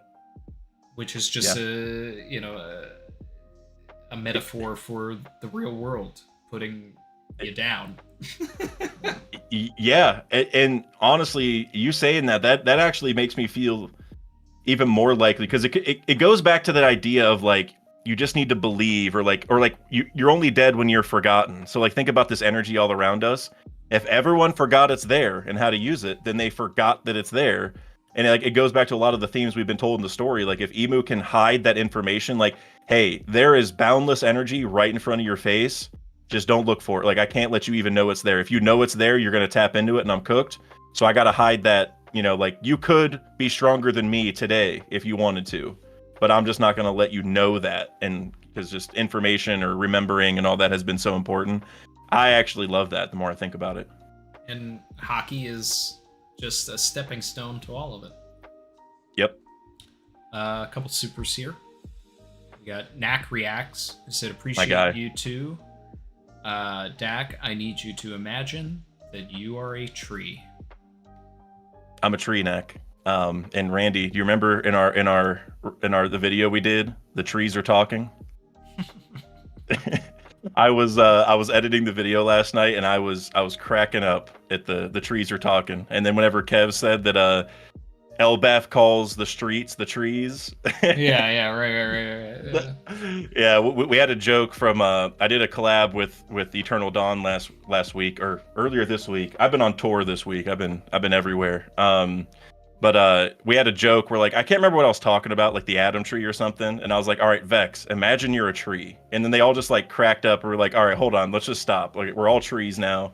And then whenever we had our collab and we said the trees were talking, I was like, okay, like now the inside jokes have now merged, and I don't know how to handle this. So Knack, I appreciate you, man. I'll imagine that I'm a tree after the stream, because if I'm a tree, then I can't talk. So. Well, unless on the way hop on Marvel Rivals and play as Groot. Yeah. I actually need a Groot with me, because I use Jeff, and I gotta ride on Groot's back for protection. So. Big Stinky said S Beard when he was a warlord. After all, we're not getting any more Seraphim. I think the whole point was to only have 7 of them. And I don't think that Lilith is going to continue the process of that. If we did get a new one, it would be buggies just for like memes, and so Oda can have fun. But I agree. I think it'd be weird at this point to get another one, given we've already been to Egghead and had the 7 introduced that we assumed we would get, and it's like now it's like a little bit too late because now the lab is broken. So I agree. Yeah, and it was always to help tie into the Kintaro story with Centaur. Yep. Seal Vladimanovici, super. and came back and said, there's a theory that Enel actually ate Elbaf's devil fruit. Its ultimate attack is called El Thor. There's also a theory that states that Elbaf could mean Elbaf, as in El Baphomet, the devil. See, now that's interesting to me, and would make sense why there's the PH now instead of the F. I still prefer ELBAF. Same. Because Fable backwards just hits so hard. I Especially agree. with the tie to Usopp. But that is an interesting take. I don't think that Enel has Elbaf's devil fruit, but I do like this El Baphomet thing. That's kind of cool. And now we'll see how that comes through. Now I will say, just because I mean, not that I know much about this, but you say El Baphomet. Whenever I look it up, I don't see El. Like, is this a Spanish? You know what I mean? That's just the, But yeah, that's basically what I was wondering, if it was, because it's not on the wiki page. That's why I was like, okay, is it from Spain or Mexico or something? So it would count. But I like it either way. I've never thought about that, because you're right. I also still spell it with an F. I'm going to spell it with an F until I have a very distinct reason not to. And you may have just given me the distinct reason why I might have to change eventually. Yeah, because it'll be Baphomet. Yeah. So it's the first thing I've ever heard with the PH where I'm like, all right, Yeah. Maybe there's a reason for this, but. And another thing, Vlad, which you've probably heard me talk about a million times, Vlad, and Randy, you probably caught on to this, but there are like a million ties between Thriller Bark and Elbaf right now. And obviously with Thriller Bark having a lot of ties to like death, the underworld, shadows coming back, the soul, all that kind of stuff. We met Brooke there, who died and came back to life. If there was going to be an arc where we were going to get to like the bottom of like how the underworld works, how these circles work, is there a devil? It would be right. And so for El Baphomet here, the devil, to learn about it, whether it's Blackbeard, whether it's Emu, whatever it is, this would make a lot of sense. So I like that, Vlad. You're cooking as usual. I mean, they literally are calling the bottom of Elbaf the underworld and all that. But what I want to talk to you about that later. By the way, got a theory about that. What I wanted, was for Brooke to arrive in the underworld and say, "Oh, I've been here." I wanted him to say like, "Oh, I recognize this place," because he said that he went to the underworld and left. Yeah. Came back. Yep. So implying that it was a physical place potentially in this world. So it just, it's like we could really bang out what the Reaper is, what happened to Brooke after he died, the bad thing and the cheesy way to go through an underworld would be to start getting like, essentially force ghosts of dead characters and having the cheesy conversations between Luffy and Ace or Luffy and Roger or Joy Boy or something. Like, I don't want it, but it's a trope that Oda's never hit, and there's precedent for it here. Yeah, I feel like, you look back at like Sindri.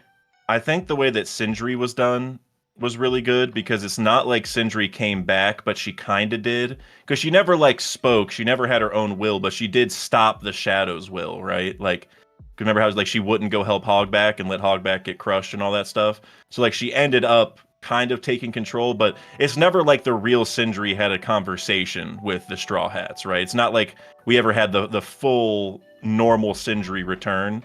And so with that in mind, I don't know how Oda would do it exactly, but I could see him bring back Roger, maybe not in a way where Roger's talking to Luffy and like, oh, hey, so you're my predecessor, like that kind of corny stuff, but it could just be, hey, here's a giant threat. Like, I don't know if it'll be a corpse. Like, that would be like a retread of Thriller Bark, but something where we get like Roger who won't talk. It's not him, it's just his strength. That's kind of like, oh, now we get to see Roger, strength compared to Luffy. That'd be kind of cool.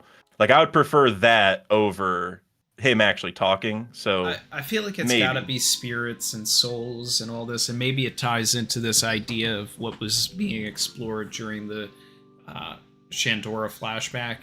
you know, that souls are hidden in the trees and stuff. You know, are they, you know, are there souls in these branches of this tree? Is the reason the tree is so large is because it's housing all of the souls of the underworld and the heaven realm world and the upper realms and all that stuff. There's some, you know, kooky, crazy fantasy stuff that Oda could get into here. 2 super chats from Davon, aka Schoolboy Beats, said maybe Nika form is salvation and being Christ-like, literally playing on God, making us in His image. I mean, that's a cool twist there. Yeah, that's a cool twist because, I mean, I'm sure Davon, I'm sure you've heard this before. Randy, I know you've definitely heard this before, but you know, the whole Joy Boy dying and coming back thing is kind of like Jesus being resurrected, and like it, from Joy Boy to Luffy, you can look at it that way. But Luffy died on the roof and then went into Gear 5th, so it's like a double Jesus example in that regard. We're like, yep, Joy Boy dies and then comes back to life later. Like that's, you know, that's sort of the lesson. So I think there's 100% a Jesus storyline going on, and I like that image. Like he's making everyone in His image kind of thing. I like that a lot. Yeah, good thought there, Davon, for sure.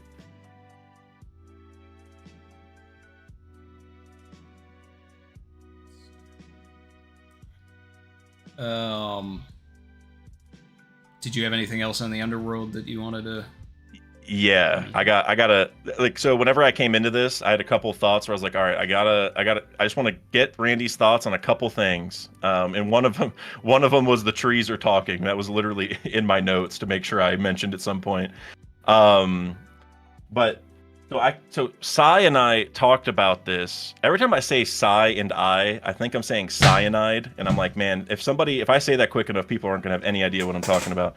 But Sai and I did a collab on his channel earlier this week, and one thing he said really struck me, and it's been on my mind pretty much ever since. I have like a thumbnail in mind for a video on this, which I don't know if I'll do now, but it blew me away on like, I feel like this is almost guaranteed, and I shouldn't feel that way, but so something I've been saying for a long time is that the Adam tree is going to fall during this arc. I think it's cooked. We have a lot of tree fallings in the story. I mean, I've been saying that since the beginning, because that's part of Ragnarok in the first place, is that Yggdrasil burns. And what's the, like, and literally I think it is actually the first line of Elbaf is some random guy saying, oh no, Yggdrasil's on fire. And it's just the country's done for. Yeah. Yep. I think that is, for me, that's very likely. But then what Sai told me, where I was like, okay, now we're cooking, was if the tree fell, well, guess what? The Underworld now has the sun hitting it, or the Realm of the Dead now has the sun hitting it. Right now, the reason it's cold is because the tree blocks the sun, right? It's snowy because it doesn't get any sunlight. It's kind of like Thriller Bark a little bit, where it's blocked by, like, it's not fog this time, but it's, you know, blocked by, like, the sun can't get down there. And so I think that's why it's snowy, because it's so cold. And so, and even regardless, whenever the tree falls and the sunlight hits it, well, the snow might start melting. It might not be a cold area anymore. And then what would happen? The snow would melt. And so could there be something special under the snow, like an ancient civilization, some more ruins to find, you know, something. And the thing that really sold me is, you think back to like Wano. Well, guess what? The place we were at the whole arc, there was a secret old civilization under that one. You go back to like Water 7. Guess what? An old secret city. Well, not secret. I guess they knew it was there, but old sunken city was underneath the current Water 7. They built on top of the old one. We've seen this many times where there's an old civilization under the new one, and for the Adam tree to fall, which is its own crazy plot line, but for it to fall and have like a in-story, you know, reason, like a development that comes from that, other than just the mayhem, which is us finding what's under the snow. I think that would be crazy. And my guess as to what it might be, I have a couple, but my big one, I guess, is I feel like maybe like another City of Gold type situation, because you think back to Shandora, which there's a lot of Skypiea connections to this arc as well. When we knocked down Giant Jack, that's when the Golden Bell came down. Like, it took us chopping, well, not chopping, but knocking down a giant plant structure, and that gave us the gold that we were looking for. And so is there going to be a similar thing? Because you think back to Wano, they were also called the Land of Gold a long time ago. And so that was just one idea, but I don't know if you have any other ideas of what might be under the snow, but I think that's likely. Well, if somebody asks me like, what's a thing that you feel is like guaranteed to happen? Like the first thing that I would say, like, and put in my number one is that the tree gets destroyed. Yep. And whether it's fire or lightning or whatever, it doesn't matter. The tree is going to get destroyed. It's an interesting take and an idea that the underworld would warm up. There being a civilization underneath, having an underworld is very likely. But first, before we do all of that, I feel like we need to explore the upper world. Because I feel like there has to be something above the sun world. And it could be our way to the moon also. Summit of High West, at least. What's that? I said the Summit of High West, at least. The way to get to the Sky Islands. Yeah. And there's also, there's so many things. Like there's, we need to see some version of Asgard or Valhalla, and I think that there's some opportunities for some chopper stuff there, because in Norse mythology, at the very top of Yggdrasil is a deer called the Eikther or Eikthenr, and from it's responsible for all of the water in the world. So to that event, like maybe Chopper is the rain god. The reindeer is the rain god. And it's actually the Hito no Mi model Eikthenr, which would be a little weird because it at that point wouldn't be a Hito no Mi, because it is a deer creature. But it's all of the water flows from Valhalla down into the springs of Virgomir, into the underworld, and then spreads out to the rest of the world, which leads me to wonder, and I mentioned this in my big hour-long Elbaf video and little theories, that is this how we get all blue? Do we get a version of this where all of the water from the world is actually flowing from Yggdrasil, like the top of it, down through the springs, and all the water just starts here, flowing from this one spring, like it does in Norse mythology. And Sanji we have the waterfalls. The tree has waterfalls, so that Randy, something that just dawned on me is, even in real life, like all the water comes from the sky, kind of, right? Because it evaporates and goes up and then it rains back down, theoretically. Like that is kind of how it works. Like if you want to move water, like water can go from one body to the other just by evaporating up and then it drops in the other, you know what I mean? Like, so even from that angle, it kind of would make sense for Oda to think that way, where he would like, all right, let me make like a meta joke about this, kind of. I mean, like you said, there's a lot of mythology behind it too in Norse mythos, which might be why he chose that. And we talked about this in the redacted video too, but we just saw Jinbei channel his fireman Jinbei swag again, and he pulled the water out of a sky cloud, so we know that's kind of, that was just emphasized. So I can see that. So to your question of what else do I think could be underneath the underworld, it's all blue. That would be so cool, because I'm thinking more like a landmass, but like if it's all frozen, like it could be just like a giant lake or equivalent, or maybe it's not, there might be like a layer of ice and then under it there's still water, so there's still fish and stuff in there. But I love that, actually.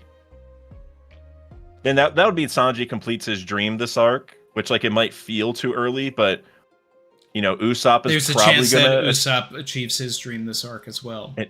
And if Cross Guild pulls up, Zoro might also, if we have the Davy back fight with the Cross Guild here. That'd be the perfect time for Mihawk and Zoro. There's an opportunity to get a lot of dreams situated and figured out here, and you know, who knows? Maybe the Rio Poneglyph is here as well. Yeah, and actually, that's a theory I wanted to ask you about. So it's a good segue. Are you of the belief that Elbaf had Big Mom's road poneglyph, and then Rox took it, and then Big Mom took it from Rox after he died? I mean, the logic works. Yeah, I think that'd be so smart from Oda's perspective, because if Big Mom ends up with it, right, with like her past with Elbaf, it's like it would kind of just make sense that she gets that one. And so with Rox being the kind of connector, I feel like that's almost locked. And then the question becomes, well, how did he get it? Was he good friends with Harold, where, you know, it's kind of like a Roger and Neptune thing, where Roger got to go see the poneglyph and Neptune's just talking to him, and they're just hanging out. Like, is it that kind of thing where like they're buddy and so he didn't care? Or is it maybe he like subjugated them, or he bought it even, traded, because it seems like Harold's a trader kind of guy. Trader, not Traitor, although he may be the second spelling also, but yeah. I still am holding on to the idea that Zebek is not going to be as evil as we think, because it's the same thing we were talking about. Like, we're being told that Harold was a great king, but One Piece always lies to us at first, and the first things that we're told about Zebek is that he was the worst person in the world. So I don't know if I believe the propaganda until I actually see him in full. And of course, beating up a 20-year-old giant or whatever doesn't make him look great, but it's still not proof that he's not a great guy. And him just having Newgate on his side shows me that this guy can't be that bad. Like, it's the biggest clue. And now that I think about it, even Whitebeard kind of questioning him, like, did you really just pull a blade on a kid? That almost makes it feel like he doesn't normally do that. You know what I'm saying? Like, maybe he doesn't always draw blades on kids. It's just, Loki's not a normal kid. Like, Loki can probably beat up everyone on the island who, other than the Rocks pirates. You know what I mean? Like, he's a threat to most people. So it's also super casual. It's almost like, did you really need to go that far, man? So it's like, I don't buy the propaganda. I don't. But I don't either. Where do you stand on the community's thoughts that we're getting a traitor with Ange? I talk to Sai a lot. Yeah, see, I talk to Sai a lot, and Sai, I don't know if he's like the only one, but he's the one, as far as I'm concerned, who started this entire Ange dilemma. Him and Par. Well, I don't know if Par believes it, but their discussions have largely led to some of this. It's one of those things where whenever I hear it and I just like think of it with like the perspective that I've been reading the story through, like with how much attention I've been giving to Ange, I'm like, there's no way, like there's nothing suspect about her, like no chance. But then when people point out the things and I just start thinking about it more, I'm like, all right, I don't like that I'm starting to think this is possible. So like overall, I'd say she's fine. I don't think there's any issue, but I will say it's very fun to talk about. Because like, are we gonna have the kids draw their greatest fears the day that the Gods Knights pull up? Like, the timing of it is crazy. And then also we have Ilva like, hey, I'm gonna get nightmares, and she's like, oh, but these are your creativity is shining. It's like she's trying to like encourage them, even though they're talking about like being terrified of doing this. She's like trying to coerce them into doing it. The timing of it is suspect, I'm not gonna lie, but I also think from Oda's perspective, like, if he's gonna do this drawing nightmare thing, then we could always say the person's suspect who was doing it. Like for Oda to make this situation happen we had to have the kids draw something, and I just, you know what I mean. So I don't know if I should really take it that suspect, but like I said, it's really fun to talk about. But I would just doubt it, but I also wouldn't say it's impossible. My thing was, it was brought up to me many chapters ago, right? And I was just like, what? Just because she's somebody's assistant, we're going to say that this person's a traitor? We're just repeating Khalifa? That was my immediate thing. I was just like, just because she's someone's assistant doesn't mean that she's going to be a traitor. You know, like, let's give Oda a little more credit here. And then this nightmare thing happened, and I was just like, she's sus. She's a traitor. And it's like, it's one of those things where at this point, if she doesn't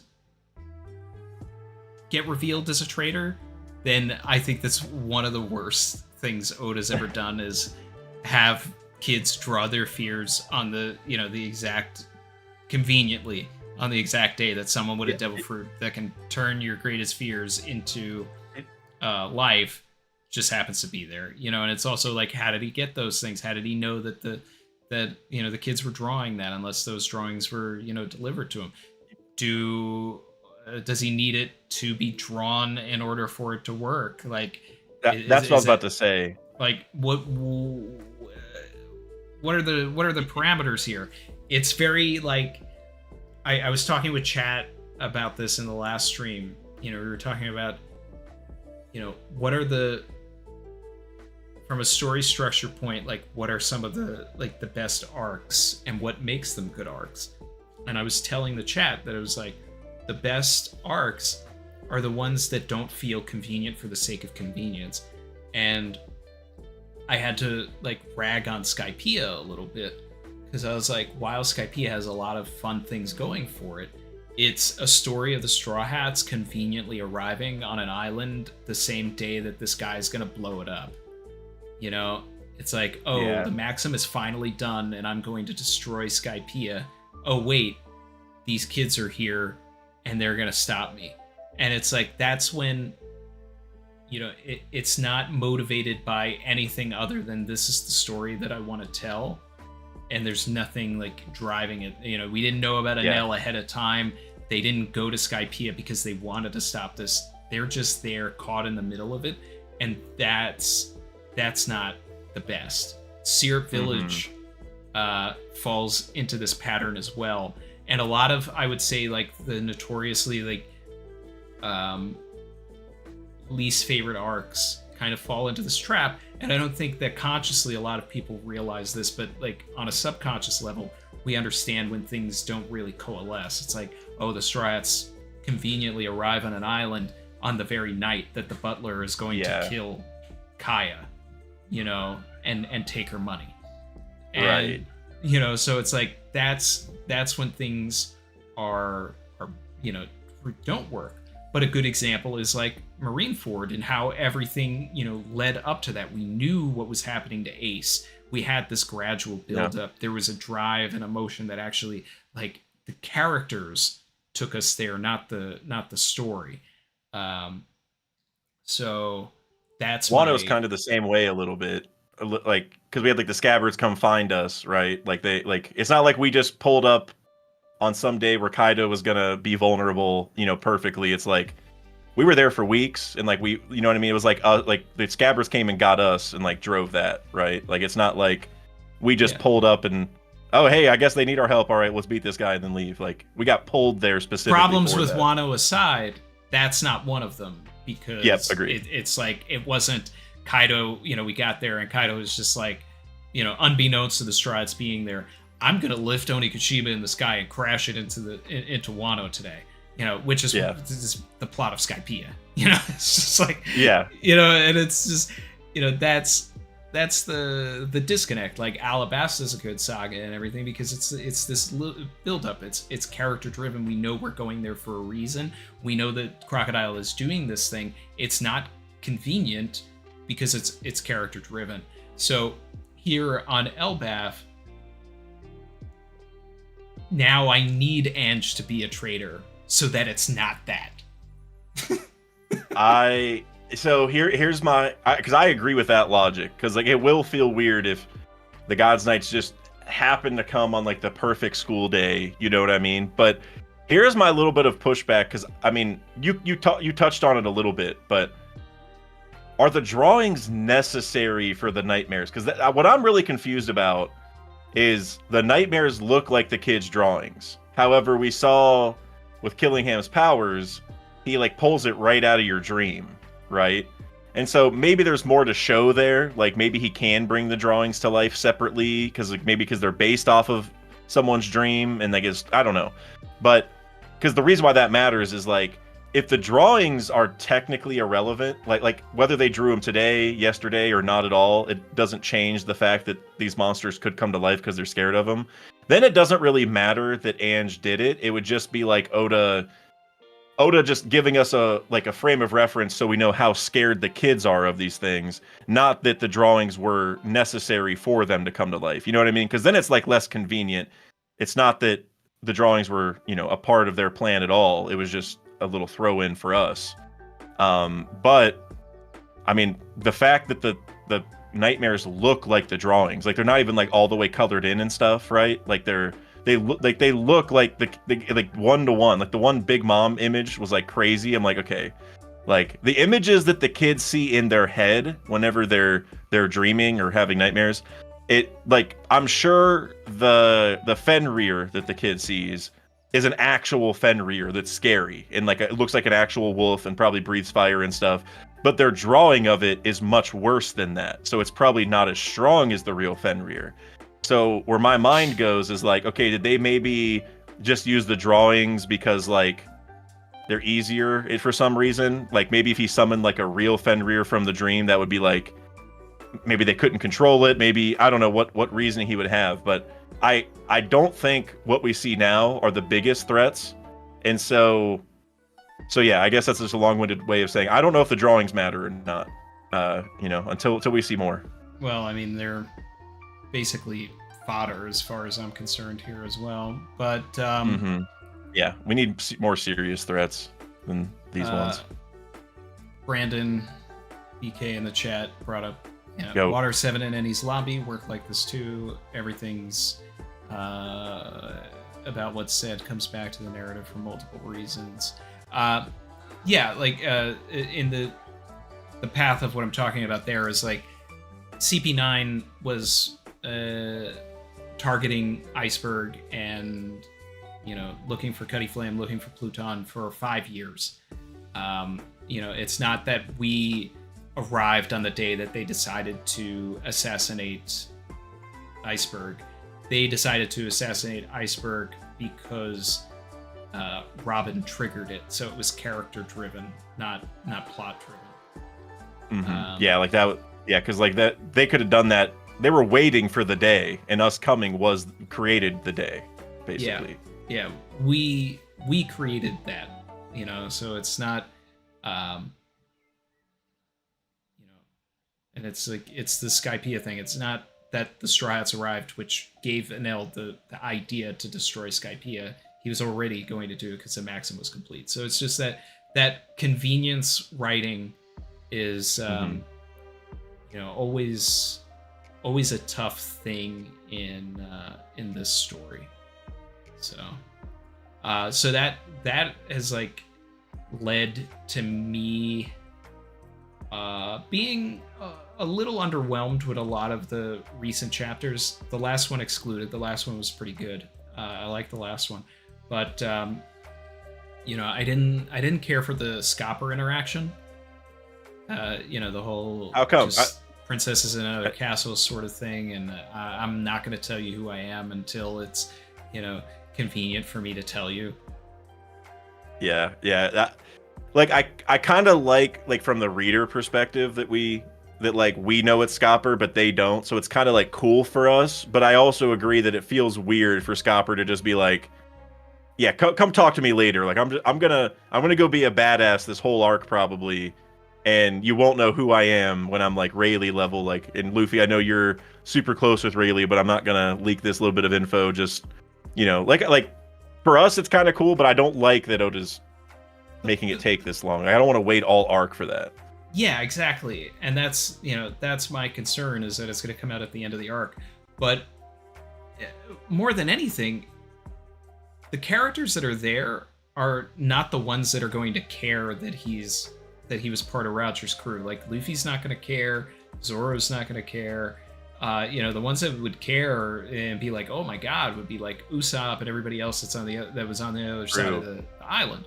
So, and they know that Scopper is tied to Elbaf, right? Because like they were told by the other giants that Scopper is involved with Elbaf. Like, I don't know if they know that he's there, but they were told that he's tied to Elbaf, right? Like the giants were like, because they told him they started talking about Scopper to those guys, but there hasn't been the moment where anybody's like put two and two together yet, and they know that Cologne has a father. But it's like, now I feel like it's got to be all tied to this. Cologne is, it's leading, in quotations, a number of Straw Hats into battle against the Holy Knights here. And, they're trying to save the kids. And it just leads to a situation where, we're probably going to have some sort of rescue story where Luffy and the crew are the ones that save him and become, ingratiated to Scopper, who then reveals who he is because they've saved his son. Yeah. So I guess, do you think like all the other kids are going to get saved? And then, so you pronounce it, how do you pronounce his name? You say Cologne? Or how do you say it? It's better than colon, because that's how it was spelled at first. Yeah.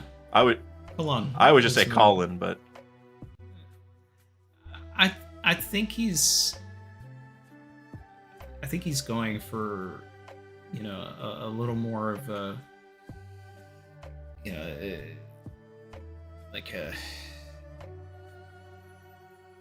Spanish inflection with it, I think. Yeah. So I think it's I can't wait till we get like the anime, just so I can get some example of it, because I've seen like so many different spellings or translations of it that I'm like, I feel like you're probably right, but whenever I saw colon I at could first, be like, wrong. there's no way. I don't know, but I just didn't know if you had like a really strong reason to think like, oh, it's definitely this, and I was like, oh, because maybe there's like a Norse guy, but so do you think all the other kids are going to get saved, and then Colin or Cologne, however you want to say his name, would you think he will then get in trouble, so then it becomes like we're just saving him, or will he join the other kids so it's all the kids at once? It's either going to be all the kids, or it's going to be a thing where they take him and not the other kids. They think like, oh, the child of Copacabana is, good enough or something. Like, I don't know. I don't know what the version of that is. Yeah.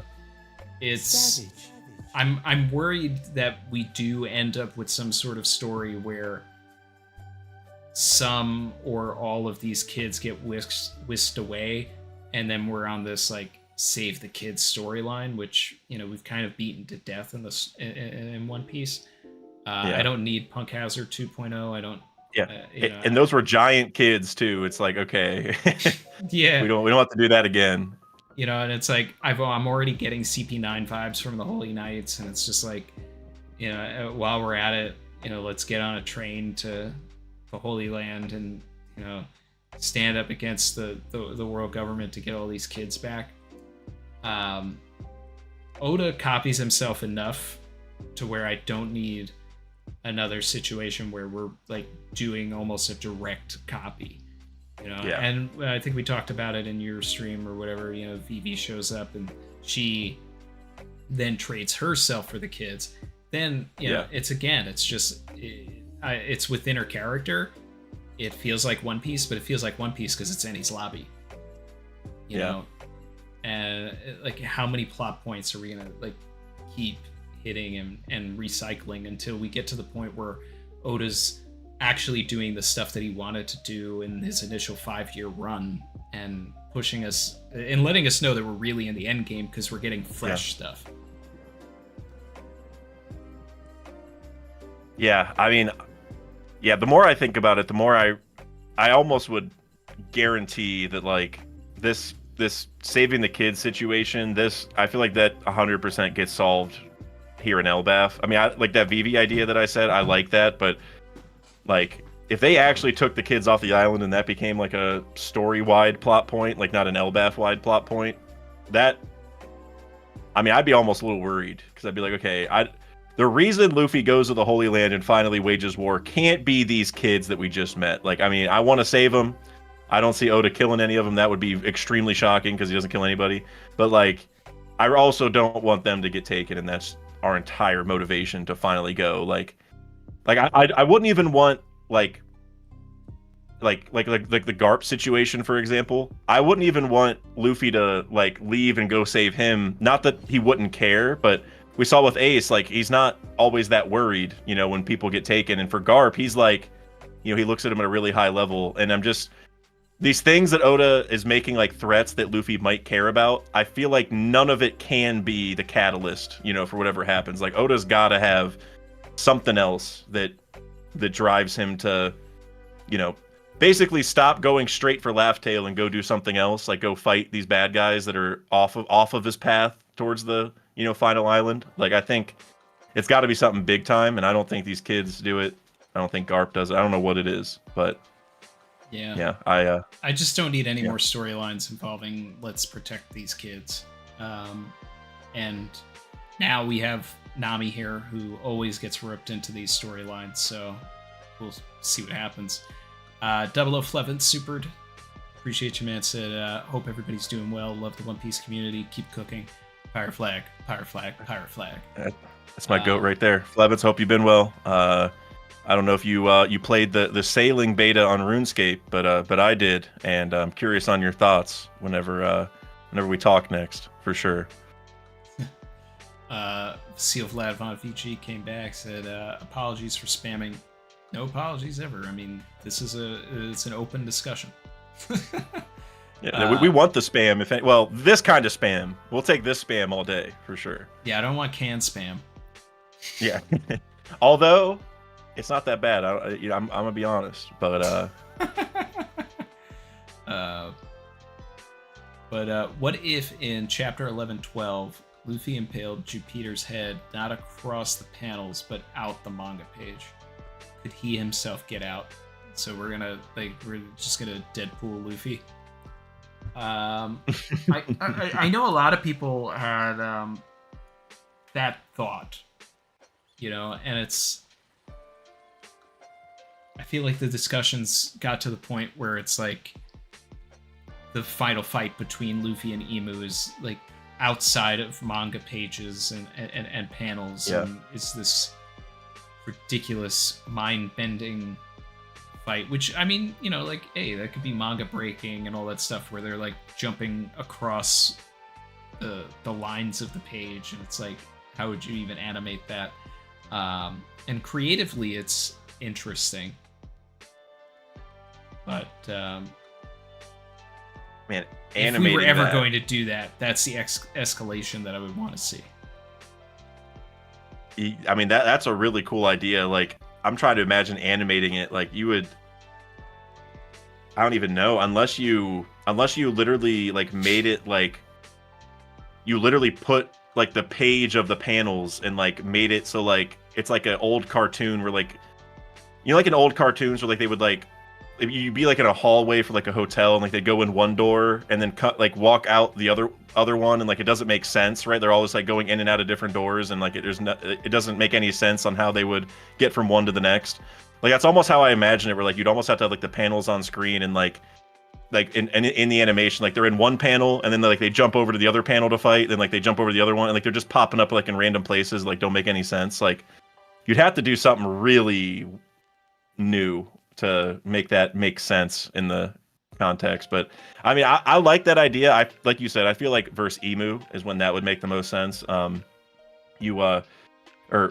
has talked about this theory before about the ink fruit. I don't know if you've heard this before too, but like Emu could have the ink fruit, because then it's like Luffy's rubber, like the eraser, versus like the pen or pencil or whatever. And then I think that's where I was getting, you know, like building off of that. If that's Kev's idea, then that's what I'm remembering. Yeah, I think I like that. I think that'd be really cool. I don't know if that necessarily will be Emu's fruit, but I think like thematically it could be. Like if Emu, you know, you think about Moria with the shadow fruit, he could like kind of shape shift whatever he wanted into any shape, and I feel like that's kind of what like an ink fruit would do. Like you can make whatever you want, like shaped whatever you want, however strong you want, whatever. Kind of like Conjuro's, but way better, I suppose. So that, and I guess we do see drawings coming to life now. Yeah, so. I know. That's what I was just gonna say. We basically have a new version of Conjuro's fruit anyway. Mm-hmm. Which I do think there's a lot you can take from that theory-wise. Like is Emu like a Kazenbo on steroids? You know, like that's the kind of stuff I think about because, you know, whenever Conjuro drew that, like with his last like dying breath or whatever, and then it's just like weird fireball, like you could only hurt it with like the elemental advantage or whatever. Like it's like just you going through floors. It's like, all right, like you drew a thing that you know is like ethereal, like, you know, phasing through things, like Brooke's ghost form, kind of like you drew a ghost, but really like it actually is phasing through.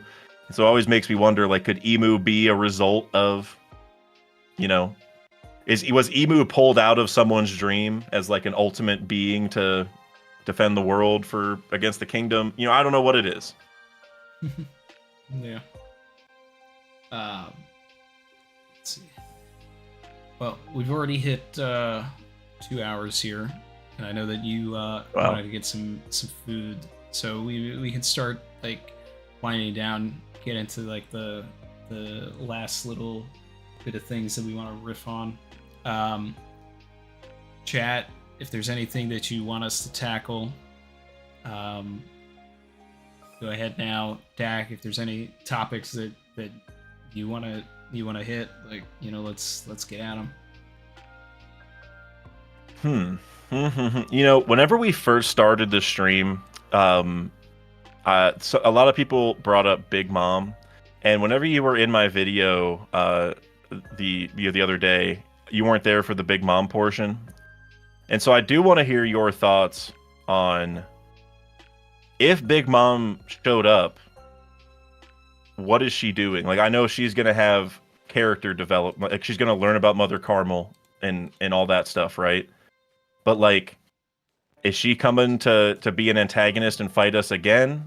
Is she coming maybe under that pretense, but then will change her mind whenever she learns everything?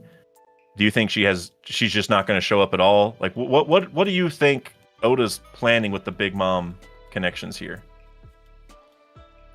I think it's so conditional with Big Mom. You know, I want her to be alive. I want to wrap things up, but I only want to wrap things up if Pudding's involved.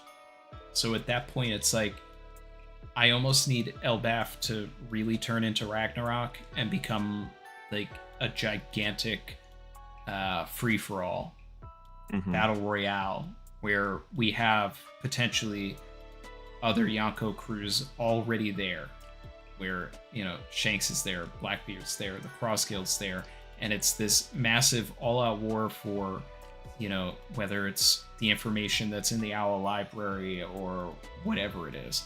And you just get, then you could have Big Mom join the chaos, right? Then find Pudding, talked about it a dozen times. Pudding gets, you know, actually uses her fruit for something, you know, like that moves the story, gives Big Mom her memories back, and then she changes her tune and starts like helping us in indirect ways by like fighting the other crews, helping the giants, you know, like if there's some sort of resolution there where like she sees the error of her ways, and you know, especially if it turns out that like Ja Rule is a traitor and Ja Rule is bad, right? And then it's like maybe Jorel was bad, you know, so it was like they were working together for many years to like, you know, they were working with Mother Carmel, they were, you know, facilitating all this stuff, working with Harold, not working with Harold, working against him, whatever it is. If they had their own agendas from being old, and then it comes out that it was like Big Mom as a kid, yeah, you killed Jorl, but Jorl sucked, you know. And then it's like now this thing that's been lauded over for, you know, held over her head for all these years, you know, the impetus of it is like neutered, so it doesn't seem as evil, even though, you know, she was a 6-year-old that killed a 400-something-year-old man, 300 something at that time. Yeah, and 350 or whatever. And you know, it's like it would be really cool if, you know, we get an L showing up and like Big Mom and an L have kind of like this little lightning off, throw Nami in there for good measure, and it's just all this lightning going around. Ragnir gets thrown in there. Yeah, you know, it's just a lot of lightning. I you know, like that's the kind of stuff, if Kid needs to come back, like he gets caught in the middle of all that, and because metal conducts electricity, he just gets completely obliterated. Or he gets powered up. Like, what if his railgun, you know, becomes like 10 times as strong because it gets hit, like him and an L team up? No, I just want him to get zapped and just just be out of the story for good. Yeah, exactly. You know, it's like, I mean, while we're at it, you know, that's, you know, let's reintroduce Enel that way. Like, Kid is finally like bringing himself up out of the water.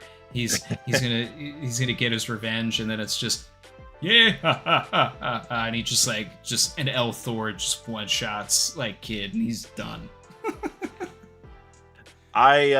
You know, I do think there's a chance that Kid could get beat. Like, well, I'm 50-50. I think he's gonna meet Loki, and I could see Loki doing that maybe, because I mean, Kid just, I mean, he gets cooked all the time. So I wouldn't be shocked if he like was talking smack to Loki after Loki gets freed, and Loki just does it and just hammers him, and he's just gone. But I could also see Kid freeing Loki, and then that's Kid's situation, you know. Hey, let me free Loki. Oh, I hate the Straw Hats. Go kill them, and then that gives our reason for Loki fighting Luffy, and then Luffy wins, and Loki's like, oh, okay, wow, you're a boss, wow, and then they start working together. I don't know. But about what you said about Big Mom, just real quick, I love the pudding connection, because yes, she could unlock the memories so that Big Mom remembers what happened that day, so she, you know, becomes cognizant that she ate the kids and all that. Assuming that happened, like, is there a chance that Oda is gonna have something else happen potentially? But you know, we're obviously led to believe that's what happened. But I also would like it because, like, Big Mom should kind of learn that she treats her kids like she was kind of treated, or well, differently, but like, hey, I'm a bad mom too. That's what I want Big Mom to realize. Like, hey, like, Big Mom, you know, you were kind of abandoned by your original parents because they couldn't handle you, so they brought you to Elbaf. And then the mom you had there, Mother Carmel, was going to sell you off, so like you haven't really had good parental figures, and now you are carrying that over to your kids, and that's not cool. And I think she should learn that as well. Like, wow, Pudding, I am just recreating the same things that happened to me, huh? You know, like that sort of reflection. It'd be nice for her to apologize for the things that she said to Pudding also. What did she say? I know it was really bad. I can't remember though. Oh, she just, you know, paraphrasing, but, you know, just calling her like, you know, it's not calling her a three-eyed freak, but it's basically calling her a three-eyed freak, you know? Yeah. Treating her as less than the other kids. Yep, I remember. Even though she's the most important very one, mean. Technically. Yeah, like, she also said she gave up in Wano, right? Like, I gave up. Let's get Robin instead. I think it'd be kind of cool if, you know, Pudding does awaken it, but it's to a point to where she won't listen to Big Mom anymore, right? Like maybe Big Mom does one more thing that upsets Pudding. Like maybe Big Mom sees Pudding with Blackbeard, and Big Mom's like, who cares? Like, she was a failure, you know, like, whatever, I'm not going to save her. And so then she gets like one last reminder, like, okay, my mom doesn't really love me. And it's kind of like with Lola. See, that's interesting, like, too, because if that happens, then, you know, in that situation, I would want the response to be Pudding saying, I'll join you to Blackbeard, you know, and then, like, willingly being a member of her crew. And I still go back to this, like, it was one of the first super chats that I ever got, like during Wano. I think the person's name was Cam Psycho or something, but they were like, what if Pudding's awakening allows you to allows her to like see the memories of objects, you know, which leads to the ideas of like, you know, her shoving her hand into a poneglyph and then pulling out the, you know, it's like she doesn't need to awaken her third eye if she awakens her devil fruit. So, you know, just the imagery of her shoving her hand into the poneglyph, pulling out the memories of the Void Century, like that's really cool imagery to me. And it's like, that's why the potential of Pudding's fruit makes it my favorite fruit in the entire series. And that's why I'm so disappointed with its utilization. Yeah, at least so far, right? Because kind of like you're saying, that fruit could be so broken in the sense of information, like not strength necessarily, but it could be so broken from that angle that like Oda can't really, you know, fully expand on it until we get to further in the story. Because, you know, if you can go to like, imagine if you go to the Adam tree and you're like, tell me everything that you've seen, or let me look at what you've seen and pull something out. It's like, okay, well, you have the whole history of the freaking world almost. It feels like the mural, and yeah, and it's like suddenly you're seeing not only the kids doing the mural, but what they witnessed to put that in the first place. And it's like it's now a situation where we're not getting a flashback that's unmotivated or with a nebulous narrator or anything. It's like we're actually we're getting this in the story, and it's really cool. Yeah. I hope. Now that we've talked about it, I almost feel very confident that Pudding and Big Mom will both be here, because I agree, if Pudding's not there, we're almost like missing half of it. Because like, yeah, you can go get the Mother Carmel stuff, but like we said, like if Pudding's not there, the reflection on Big Mom, not just learning what she did to the kids as far as eating them and learning who Mother Carmel really was, but that reflection on how she's repeating it, like we need that, and Pudding's kind of the perfect example of that to remind her that. But now the problem there is that means Blackbeard has to pull up, or theoretically, Pudding could go get saved and then brought there. I don't think that's a problem, because it's like I feel like it's even more necessary that Blackbeard pulls up now that we're getting all this Loki stuff and they have the same dream and all of that. And it's like, I was talking about this in the last stream because people were basically saying like, hey, do we get, you know, like a God Valley flashback because we just saw Zebek? And I was like, what I would actually prefer is we get a Loki flashback that introduces us to Zebek as the Shanks in Loki's life. So we get to see Zebek through Loki's eyes, get a feel for who his character is, and then when we do get that God Valley flashback, we don't have to spend all this time developing who this character is, because now we know who he is, and we can just focus on what that plot is. I agree with that, because like not only for the timing of it, because like you're saying, like if we get into the like, it's gonna make the God Valley flashback hit more if we have a little Rox context, right? Like if we just see Rox fighting Garp and Roger and stuff, like that'll be hype. But it's gonna be way more hype if we know, like, okay, this is what Rox was doing in the preceding years leading up to that, right? And here are the people that like looked up to him and X, Y, and Z.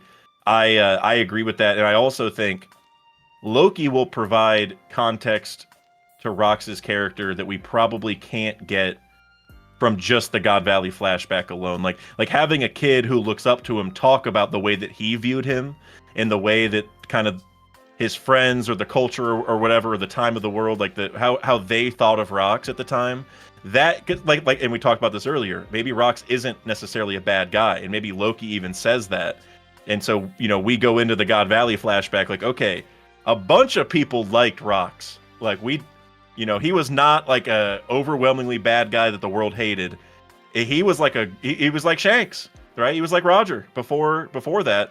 And so then the God Valley flashback hits like 10 times as hard, because we're like, this isn't just an evil mastermind guy that was Roger's rival. This is Roger's rival in the sense of like they were very similar, right? Like these are two guys who are almost two sides. I want of him to the be the same guy coin. who put Roger on his path, because Roger wasn't looking for the true history until after God Valley anyway.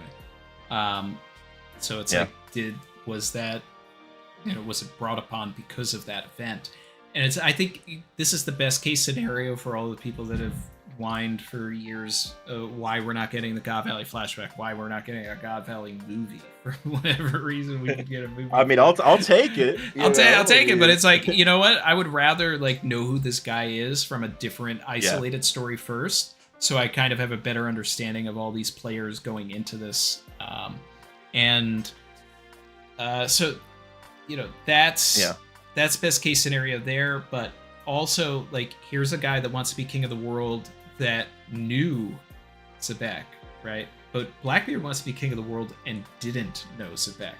So it's like, will it be a thing where Sebek is good, Loki knows that he was good and he wants to be like Sebek, but Blackbeard's buying into all the propaganda and he wants to be evil because he thinks that's what Sebek was, you know? And it's like, can we get these moments of reflection and resolution from multiple characters where Big Mom is realizing the error of her ways, Blackbeard is like having an existential crisis because the person he's been looking up to and emulating in some way isn't who he thought it was going to be, you know? Can Luffy find out that Shanks isn't who he thought he, you know, would be? You know, let's just pull the wool over all these characters and have it be like a you know, motif. Yeah, and I actually did a whole video pretty much about what you're talking about, where in my mind, Elbaf is all about finding your true self or unmasking your true self, where we honestly have a lot of people in masks that are tied to Elbaf. Even whenever it started, we had, you know, the Roto Sun God situation. You think back to like the House of Lambs and Cypher Pole, they all wear masks and stuff like that. This is Usopp's arc, the Soge King thing. There's a lot of like different identities, essentially, like people, and like Loki saying that he's God, even though we know that's probably not going to be true. There's a lot of people pretending to be someone other than what they are, or people understand people inaccurately, like that. There's a Mother Carmel, both from Big Mom's perspective and Elbaf's perspective. She's another person who, you know, they think she's a nun, but like a really kind nun that's taking care of this orphanage, but she's a human trafficker, right? Well, giant trafficker, or well, she is human. You know what I mean? Yeah. Well, I mean, that was a huge element of Wano too, because, you know, you have Denjiro, Kyoshiro, Kurozumi, Kanjuro, you have Soba Mask, you have Momo trying to realize what his identity is, if he's, you know, his father's son, or is he part Kaido because he has his fruit now. Right. Literally, you also have the Yamato Odin thing. Yamato Odin. Big Mom hits her head and doesn't remember who she is. You know, there's Ashura Doji and whatever, I can't remember the name that he went under. I can't remember either. You know, Tengiyama Hitetsu and Sukiyaki. You know, it's just like so many so many masks and everything, and it's like, it would be nice if Elbaf took that concept and everything and just went even deeper. The Drake being a secret marine, like every single character in Wano had like somebody that they were hiding, and it's if we can expand on that in Elbaf and make it more consequential that these things exist and come about, and it's not just for the sake of, oh, this person is this person, or, you know, this, but actually like getting into some of the things we're talking about where it affects their character, it affects other characters, and it moves the story in a character driven way, then that's where I think things could be interesting. And it's like, you know, there's this identity aspect with Luffy, of course, where this is the arc most likely where he's going to have to, you know, come to terms with the idea that people look to him as a god now. He's not going to like it. He doesn't care or whatever, but this information needs to come out. I don't know who's going to tell him, if it's an L, if it's Scopper, if it's please, you know, an L, please. I love the idea of it being an L. Like He's the perfect one, man. It's like that's character development. This guy thought he was God. He goes up to the moon. He finds out he's not God. He learns about the true God, realizes that he fought God, then comes in front of this guy who is God and like bows to him and or whatever and says, "You're God." And then like I imagine the exchange, Luffy would be like, "I thought you were God." Like yeah. I thought that was you. Wait, I thought that was you. Like that's all you said to me when I met you 2 years ago. It was like, yeah, I think that exchange alone is why it almost has to happen. Like it's just so funny, and I think a lot of people look back at Skypiea and like, I mean, personally, I love Skypiea, and I feel like the whole Enel God complex thing is like what I remember the most. Like even on my first watch through, I'm like when he restarted his heart, and just like when Conus was like. When Conus like revealed something, and like before they even went to Upper Yard, remember earlier in the arc, I'm like, all those moments, I'm like, oh my god, this guy, maybe he is God, like damn, like maybe. And so I feel like there's just nobody better in the story. And then I don't know if you were there or not in the redacted discussion, but Urouge should be in this arc as well, and he probably has some kind of ties to Enel and stuff. And Urouge is like a priest, and so if he comes down and maybe he can just give extra context to the whole thing, right? It's like Enel, I told you 10 years ago you weren't God. I told you it was going to be someone like him. Like not that he knew Luffy at the time, but I told you that Nika or our God was someone else, like whatever, and you didn't listen. Like it would be a good way to not only have the Luffy God thing explained and have a funny joke, but also to kind of weave it into the Burka stuff and all that, some of the past of all that. I would love if Enel and Urouge were able to hash things out. Like I would love if Urouge like pulls up super hot, right? Because Enel took out Burka, right? Yep. He pulls up. He's ready to take Enel down. He's swinging his giant cement block around, whatever, talking this big game, and then Enel just says, "I'm sorry." And it's just like. The complete situation is just like diffused. Rouge doesn't know what to do. Yeah, I mean, I think like that kind of development for Enel is like personally, I would love it, but I feel like people would be conflicted because it's like Enel was depicted as one way, and then he comes back and he had like a coming to Jesus moment, literally. Like he's a born again Christian coming back. Like I would love it, and I see what Oda would be going for, but I also think he'd have to like kind of explain it or do it in a way that makes it feel realistic. Like Enel, what did you learn that made you think this? Like there'd have to be a really convincing story there, because we know that he saw the murals, but it's like the murals didn't talk about Nika and stuff. So it's like, did you find out other stuff? Did the Automata tell you something? It's kind of like, what is the story there? But I agree, if there is a good story, which I think Oda could find good reasons to have Enel change. It's just, as long as there is a good reason, then I think everything we just said would hit like 10 out of 10. Like Urouge coming in hot, like you said, he apologizes. He's like, I'm not God, this is God. And it's like, who are we talking to? Like, I think that'd be amazing, personally. He's the perfect vehicle of a character to do that 180 with, because of how far he was already gone, and then it's like you send this character to the moon, you do this cover story, all of the secrets of the world are up there, and it's just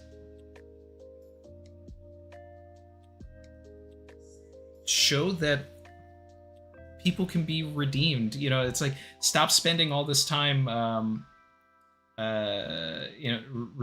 redeeming characters that shouldn't, or trying to force it in. Like I'm glad that he didn't end up doing it with Lucci, because that's an example of a character that like, should not be redeemed, and doesn't need to. There's certain characters that it's not interesting to me if they're redeemed. Spandam, don't need that. Or like Conjuro, if he were still around, I'd be like, I'm good. I don't need that. Yeah, and it's like, Oda did it perfectly with everybody that he redeemed and impelled down. And it's like, Yep. I think he was like looking for a little bit of that in Egghead with Kaku and Lucci. And it's like, I could buy Kaku, but not Lucci. Like, Yep. Lucci is just, he's that type of person that it's like, just keep them bad. It's not even interesting that he's fighting alongside Lucci like the way he was fighting alongside Crocodile. But fighting alongside Enel, maybe, like, you know, like that. If he completely goes 180.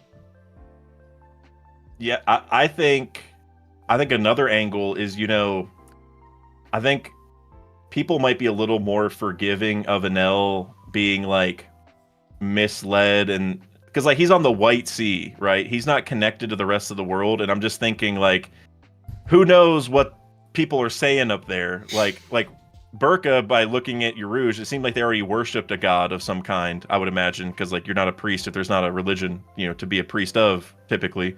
And so I'm like, okay, so Sure, they worship Yarouge, Nika. like, yeah, like, so if, are you guys worshiping Nika? And which I think that is accurate. But then it just kind of goes into the angle of like, well, in the Blue Sea, people don't get to worship Nika freely. Like that's that's not a normal thing. And so I would say like for the Sky people that believe in this god already, it wouldn't be that crazy for Enel to be like, well, no, that's me. I'm that person. And it's like, you know, because once you create the religion and say there is this existence of a god, then it kind of gives the runway for somebody to try being that person. And so I think depending on what stories they were saying up there, how they framed their religion, you know, the tales they told, kind of the same thing with Loki. Like we don't know what he heard exactly. Maybe Enel did hear something that convinced him he had to be God, and that he was going to change the world, and that the fairy Verth was actually his. Like maybe there's a good reason for him thinking that. We just don't know what it all is just yet. And so I could see a world where like he's more easily redeemed because the base of information he's starting with is kind of worse than a lot of other people. Like he was born into a civilization where there is a god definitive who is all powerful and going to do all this. And so it's like he has a totally different mindset growing up, you know, than a lot of people on the Blue Sea or otherwise would. And so I can see someone like him becoming this extreme because if his civilization already, you know, talked about gods a lot. So I can see someone like him switching because, you know, if you believe that stuff so strongly, once you go to the moon, if they're telling you a different story, well, you believe the first one. So now if you get another story, you're kind of like already prone to falling for that or listening to that kind of propaganda, I guess. So yeah, so I can see someone like him being redeemed more than a Blue Sea person who actually knows what's going on, right? Because he has no idea what the world's really like. Like he has, you know, he has a bad frame of reference. So I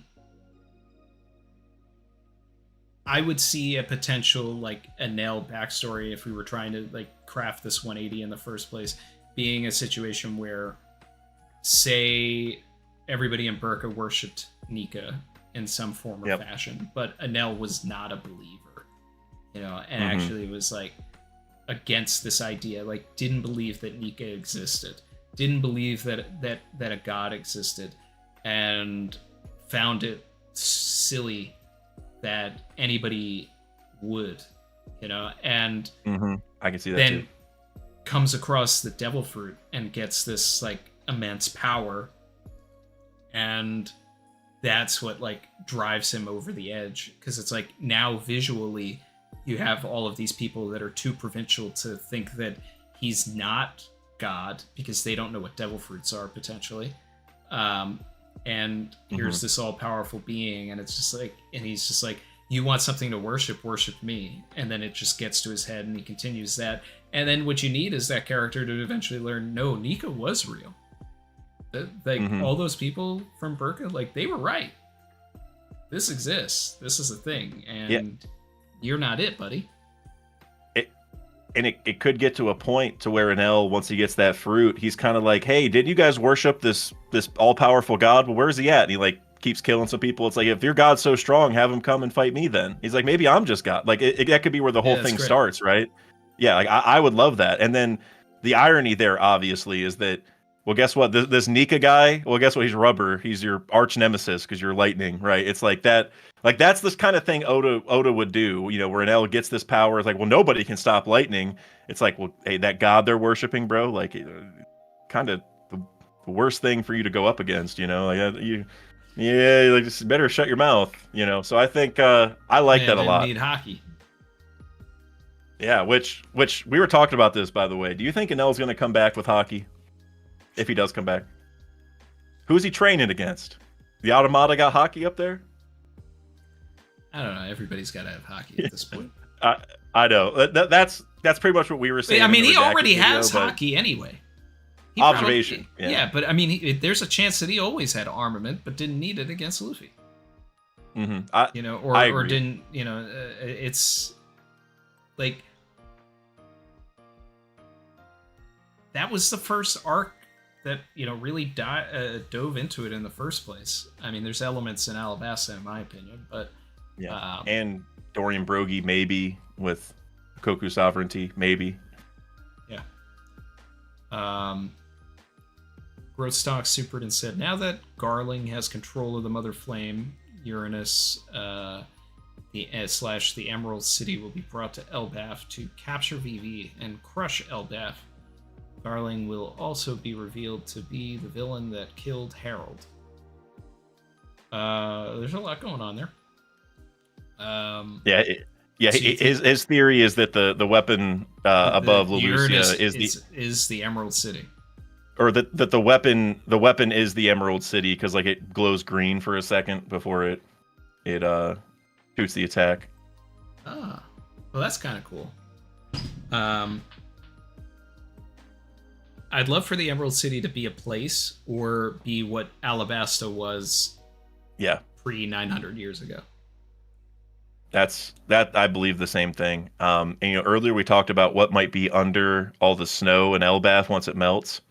If the Emerald City's in Elbaf under the Atom Tree, which it's already a plant-related place in that regard, if there's like a, like maybe once the Atom Tree went up, like the biggest, because that actually happens in forests normally, where like one tree will grow above the others and then block the sun from the other plants, so then they all die. And I could see a world where like the Atom Tree grew up, it blocked the sun, all the plants that, all the forest that was underneath died and became a snowy area. So maybe once the Atom Tree falls, that forest comes back. That could be maybe an angle there. Yeah, I just think there's a chance that Alabasta wasn't always sand, especially with Vivi calling Aramalo the city of green. And it's just like, well, maybe Sandy Island was not always Sandy Island. It could also be, and I'm curious on your thoughts on how this works. You know how it's said that like all the islands in the past like sunk under the ocean from the flood? Well, why are places like Dressrosa and Alabasta and stuff like if elevated? They're that old? Yeah, but then they're this high up where I'm like, okay, the water rose 200 meters. And like you look at like a place like Alubarna, which is like raised up a little bit, like I could get that, but I'm like, but the rest of it doesn't really make sense. Like what it implies is that there's way more Alabasta, but under the ocean. It's almost like what we see in Alabasta is at the top of like a mountain, because like it would normally be, right? Like maybe Alabasta was way more expansive, like a giant continent, but now all that's left is the peak of the mountain that barely stuck above the water, and that's what they call Alabasta. And so it might just be that the Emerald City, it could be the Alabasta, like the part we see that's all desert. Or maybe it's the part that was not under the ocean at first, and then once it got covered, now all we see is this like peak that is dried out, but the place was actually more, lush beforehand, before it got covered up. Yeah, Oda's made a concerted effort to put so many of these places consistently high, Drum Castle being on the Rockies and all that. These are it all feels like escalation of the world flooding, and it's like as long as that when you're starting this story, you being Oda, that you're basically making Waterworld the movie. You're gonna elevate these islands in some way because you're also going to flood it again. Yeah, for me, I almost wonder, did the government or Nika potentially, but Nika wouldn't want to help the government islands, but did they pull up those islands when the flood started so that they were above the water? Like, because Nika could just go and grab it and like stretch it up, right? It's like, oh, my friends at Alabasta, I don't want them to drown or whatever. Because I always just thought it was weird. Like, if Alabasta is 5,000 years old, but like most of it should theoretically be under the water at this point. It's like, how do those things merge?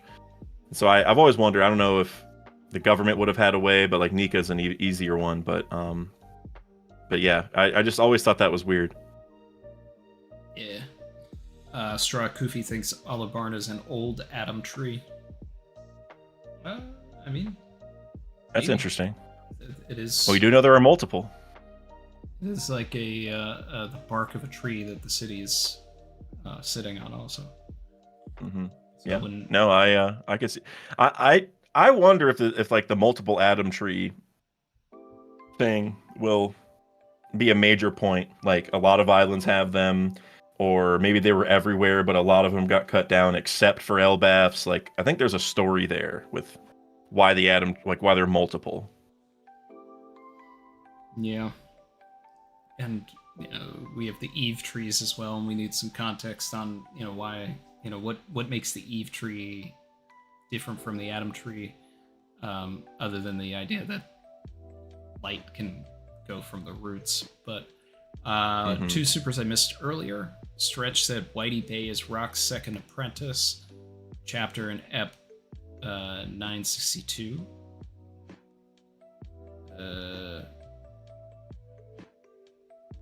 That would have been like Kaido. It would have been like Wano Act 2. That would have been Roger flashback? No. 962 is the Odin flashback. Yeah. Well, Odin, Roger, whatever. Yeah, they merge, but yeah. I think so. Probably whenever, because remember whenever Whitebeard crashes at Wano, Whitey Bay's there. Yeah. So I guess what Stretch is saying is that confirmed on his crew. And maybe that's what Stretch is saying. Maybe Whitey Bay was originally on Rox's crew, and then once Rox fell, Whitey Bay needed someone to join, so she was with Whitebeard for a little bit, but then maybe did her own thing because he did have all guys on his crew other than her for that time period. So maybe it was just like a temporary. What's the timeline between God Valley and the beginning of the Odin flashback when Whitebeard arrives? How many years is in between that?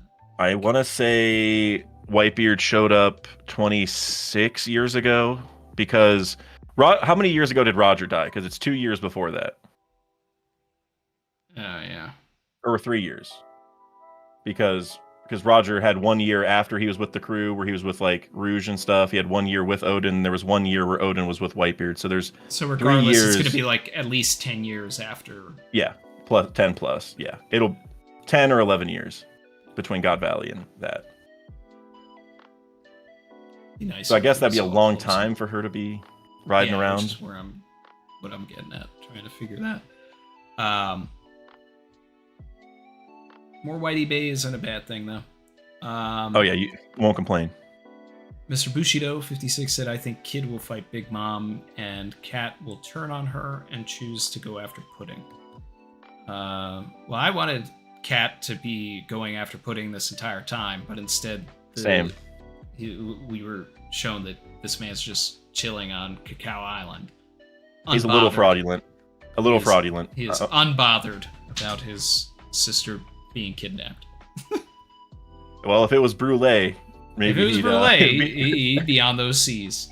He would have been at Hachinosu expeditiously, immediately. But when it's Pudding, she's got 3 eyes, Yeah. Yeah, I mean, Big Mom already said she gave up, so Cat's like, whatever. But real talk, yeah, Cat's a fraud for doing that. I'm gonna be honest. Like, I mean, is there a reason? Like, does someone have to protect Whole Cake? I guess, but like, who even cares when your family's getting kidnapped, man? Like, I mean, what? You already lost the plot. Like, your Big Mom's not there. Your sister's not there, the one with the 3 eyes and the memory fruit and stuff. Like, I mean, what else are we protecting at that point? Like, I mean, I feel like the whole point of the Luffy and Cat fight in the first place was Oda trying to show how alike these two are and how like he would do anything for his family. So that's what makes it so fraudulent and why he's a bum to be there still, while Pudding is just somewhere else in the New World with Blackbeard. It's like nobody's looking for it. You didn't imply anything. Like you didn't have Cat just like peer over like, hey, did they find any news I'm putting yet? Like nothing. This man is just watching the broadcast unbothered, and it's crazy to me. It's crazy. It's crazy. I agree because the whole Cat saving pudding thing, I was like, oh yeah, that's a slam dunk. Like of course, because like you just said, that's Katakuri's character was literally, he's just like Luffy. And he loves his family. Like that was pretty much who Katakuri is as a person. That was like the entire point of the fight. But like, he will not go to the ends of the earth like Luffy will.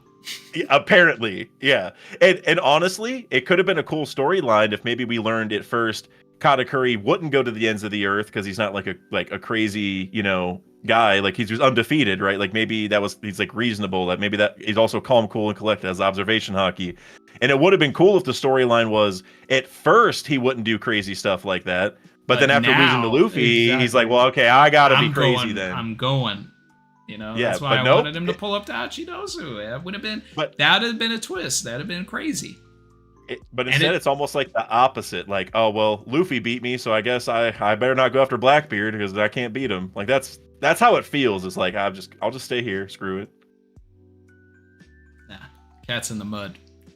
Yep, agreed. So, all right. I mean, I feel good.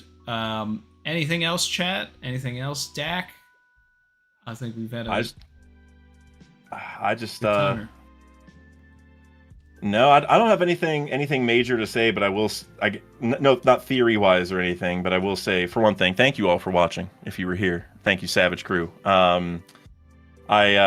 I will say we should definitely. I mean, we'll definitely do this again in a year because this is an annual tradition at this point, every April. But I kind of like we talked about a lot during this discussion. It feels like we're kind of waiting for, for something to hit here at Elbaf. Like another antagonist shows up, Erusian and El should come. Like there's going to be a lot of changes this arc, right? Like the way the arc is structured now. We're gonna get more players in. Things are gonna change, and so happy to come back whenever that happens because I feel like it could be any week or month now. Oda could, we'll see Erusian in the Heaven Realm, and then we see Enel coming down on Arc Maxim, and then Big Mom and Kaido are alive. Like that could all happen any week. I feel like so. We'll have to link up again. Sometime soon because who knows when that'll happen. So. Yeah. Well, I mean, I need something to happen because I'm a little underwhelmed with the Holy Knights so far. Loki's a little too neutered for me thus far. Yeah. But I am interested in the Loki flashback. I'm interested in learning more about Harold. Yes. I want to know more about Scopper and Ripley.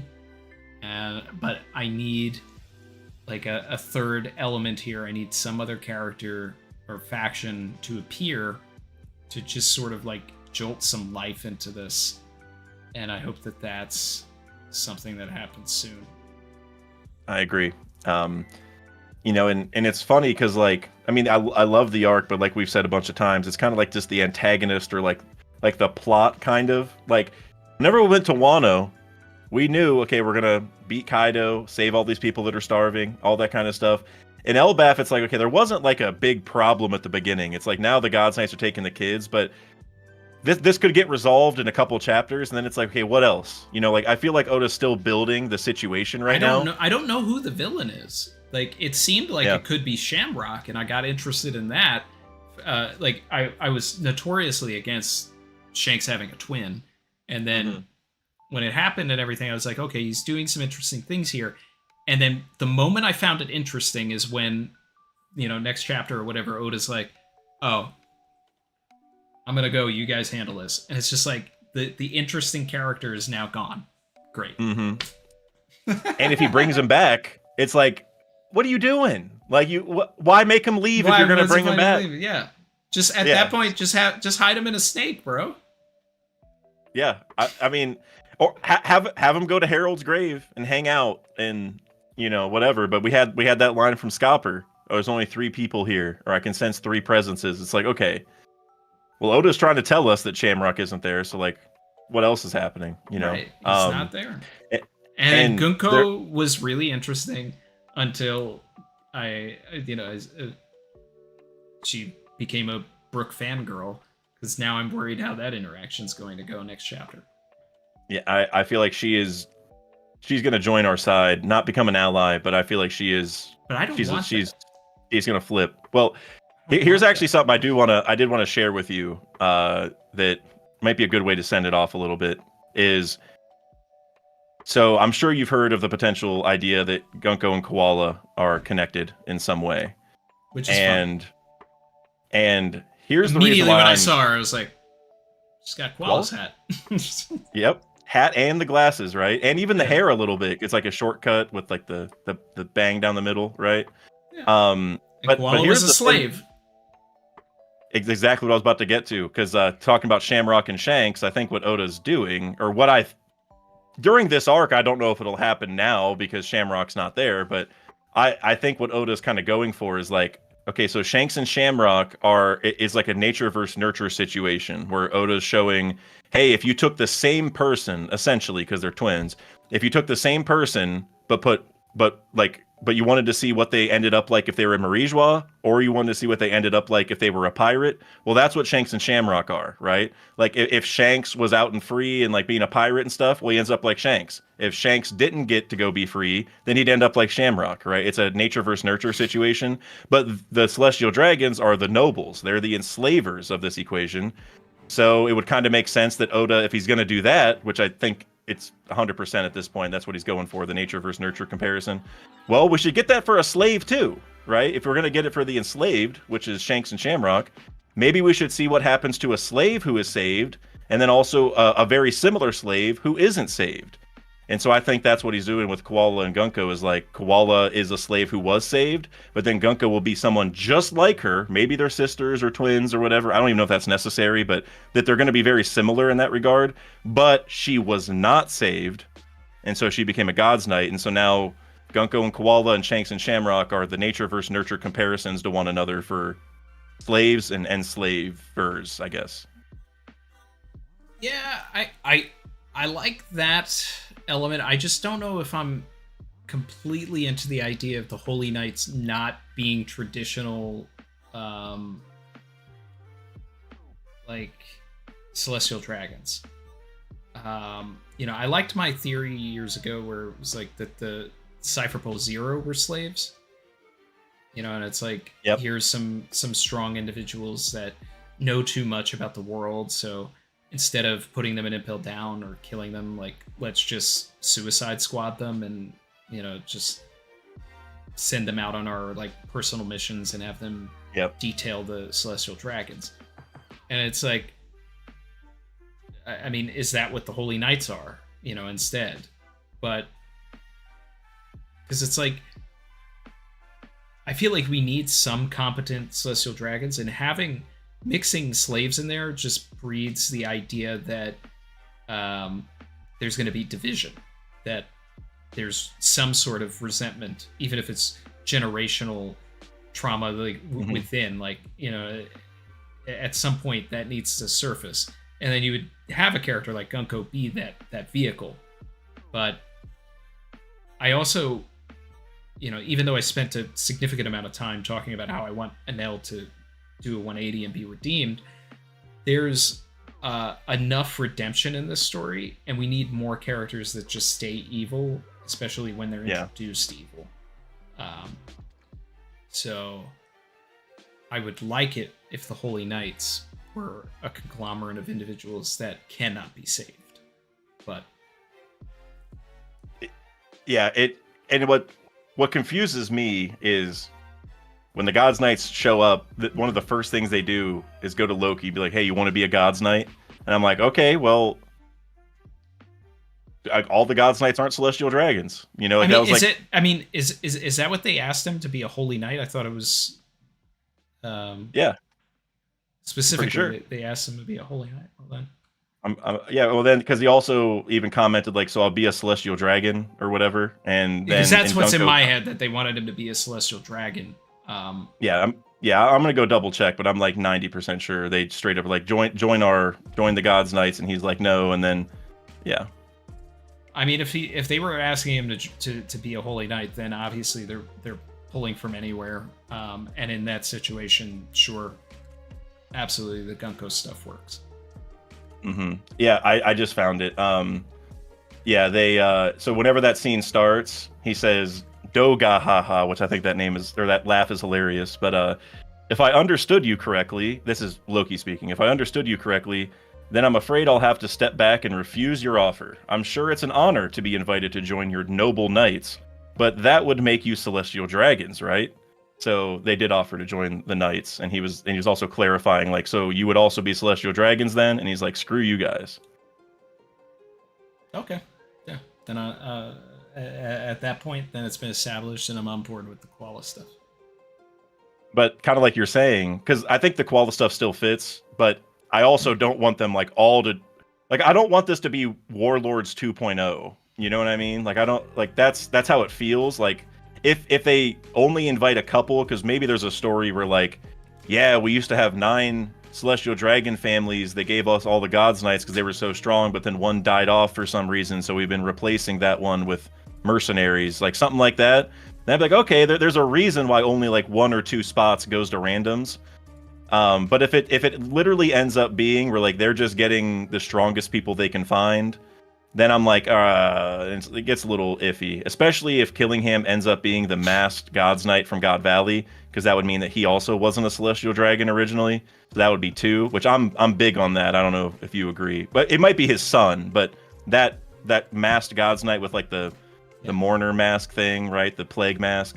I think that's Killingham, but it might be his kid. But that would be another person who wasn't originally a noble. And then I'm like, okay, are we getting to the point where like maybe only the Figarlands are the celestial dragons that you get to be God's Knights because they're the only strong ones, and then the rest are like people they're inviting in, you know? Kind of 50-50 on how that works. But. Well, I'm remembering my take on this now, because I remember saying this, and I didn't think of it from the perspective of they were inviting him because he was strong or whatever. I feel like they were inviting particularly him because it may be a situation where at some point, like, the giants were celestial dragons in the same way that like the Nefertaris are, you know.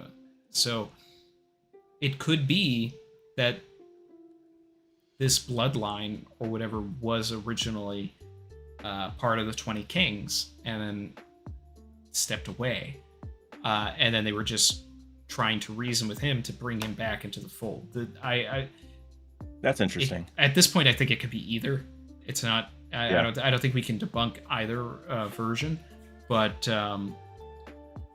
it would lean into this idea of like, you know, what if Harold was open to that idea? You know, like he was okay, like he wanted to go back and be a celestial dragon. He wanted to go ahead and rejoin this, you know, this whole situation. And that might be why he's like, hey, Mother Carmel, you need a place to set up shop. You know, like come on over here. Like, you know, he's trying to get in with the government the whole time.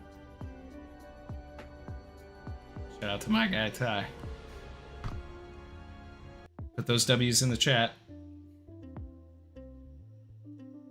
It's about to get spicy. Ooh, I'm about to make a name for myself, yeah. Major shout out, Ty. Said, sorry I'm late, Captain. Can't stay long. Great to see the Theory for Theory is back, especially with the honorable Daksaki. What's up, Savage Crew? I'm honored. Not just honorable, but honored that you would say that, Ty. Appreciate you as always, Ty. And don't worry, you don't have to stay long because we're actually we've been winding down for a little bit now. We're getting ready to wrap up. Ty, is there anything while you're here that you want us to tackle, that you want us to talk about? Throw it in the chat. You know, we'll hit it, and you know that could be the closer.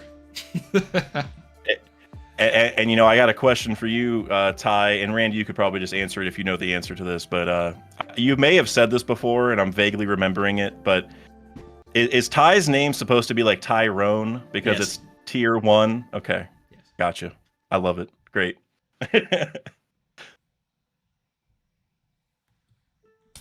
Shout out to Echo. Didn't put anything in the chat there. But you want to echo anything in the chat for us to answer? put it in there. Yeah, Roger said, where is Buckingham Stussy going? Impel Down, probably. I mean, we spent a lot of time in the IRL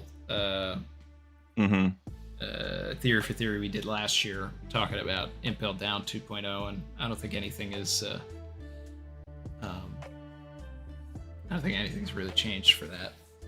No, I mean, well, my theory on it was that we would stop at Sphinx and drop off like the Vegapunks because she needs Vegapunk to prove that Weevil is Whitebeard's son to Marco. Like she said that Vegapunk's the one, but obviously that didn't happen. Now, theoretically, Sphinx could be after Elbaf. That would be weird because of how Shanks dropped off Marco. It made it seem like Sphinx is on the way. So theoretically, that could still work.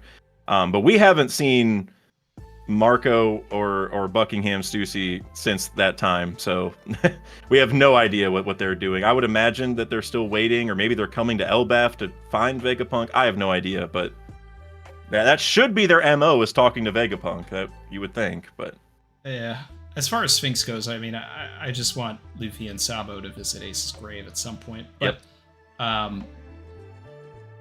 Stussy has got to find whoever she can that's going to help her get Weevil out. And realistically, at this point, it might, I don't know, it might be the Cross Guild. But I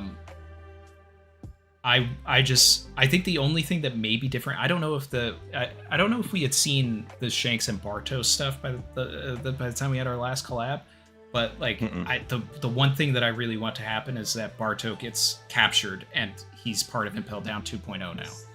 So it's like Barto's there, Leo's there, Sai's there. Like they got captured off screen for attacking Charlos.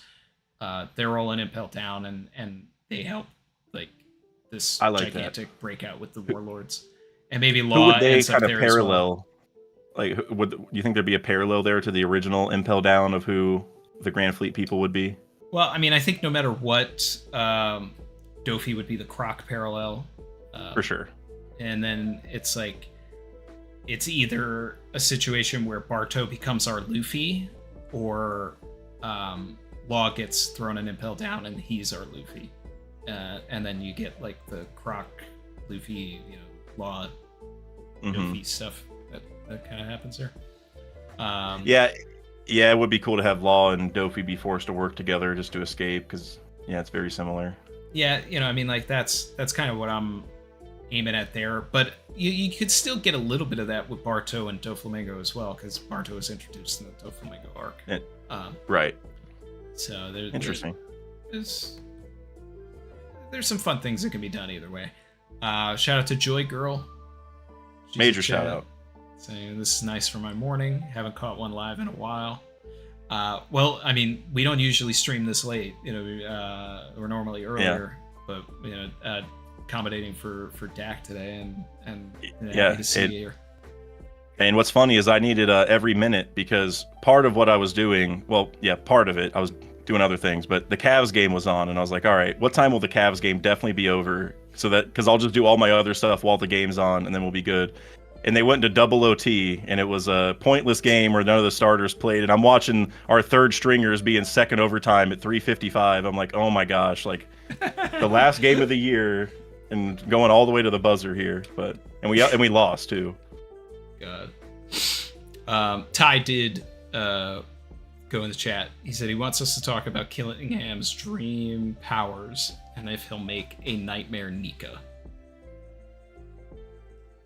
Well, we already have one, right? But it's not Gunko. But is there the it's not Gunko's. Will we get Gunko's Nightmare Nika? That's that could be interesting.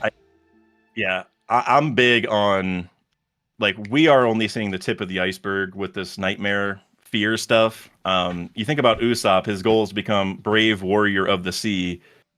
Bravery is kind of deeply tied to overcoming your fears, right? Or ignoring your fears, or courage, whatever the right, phonetics are there. But I think we've only seen the tip of the iceberg on all this stuff. Like we talked about earlier, these kids' drawings are kind of fodder. But if we got Gunko's version of Nika, maybe that's like way scarier. Or if it is tied to the drawings, well then let's go get somebody who can actually draw really well, and then we'll get some scary stuff. Oh well, guess who can draw really well? Usopp.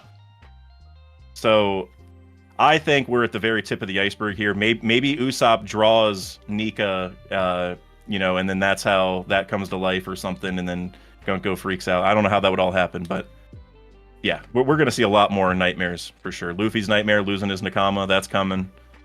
Or maybe I definitely want no food. Usopp versus Kiranan, though. Like, yeah. That is...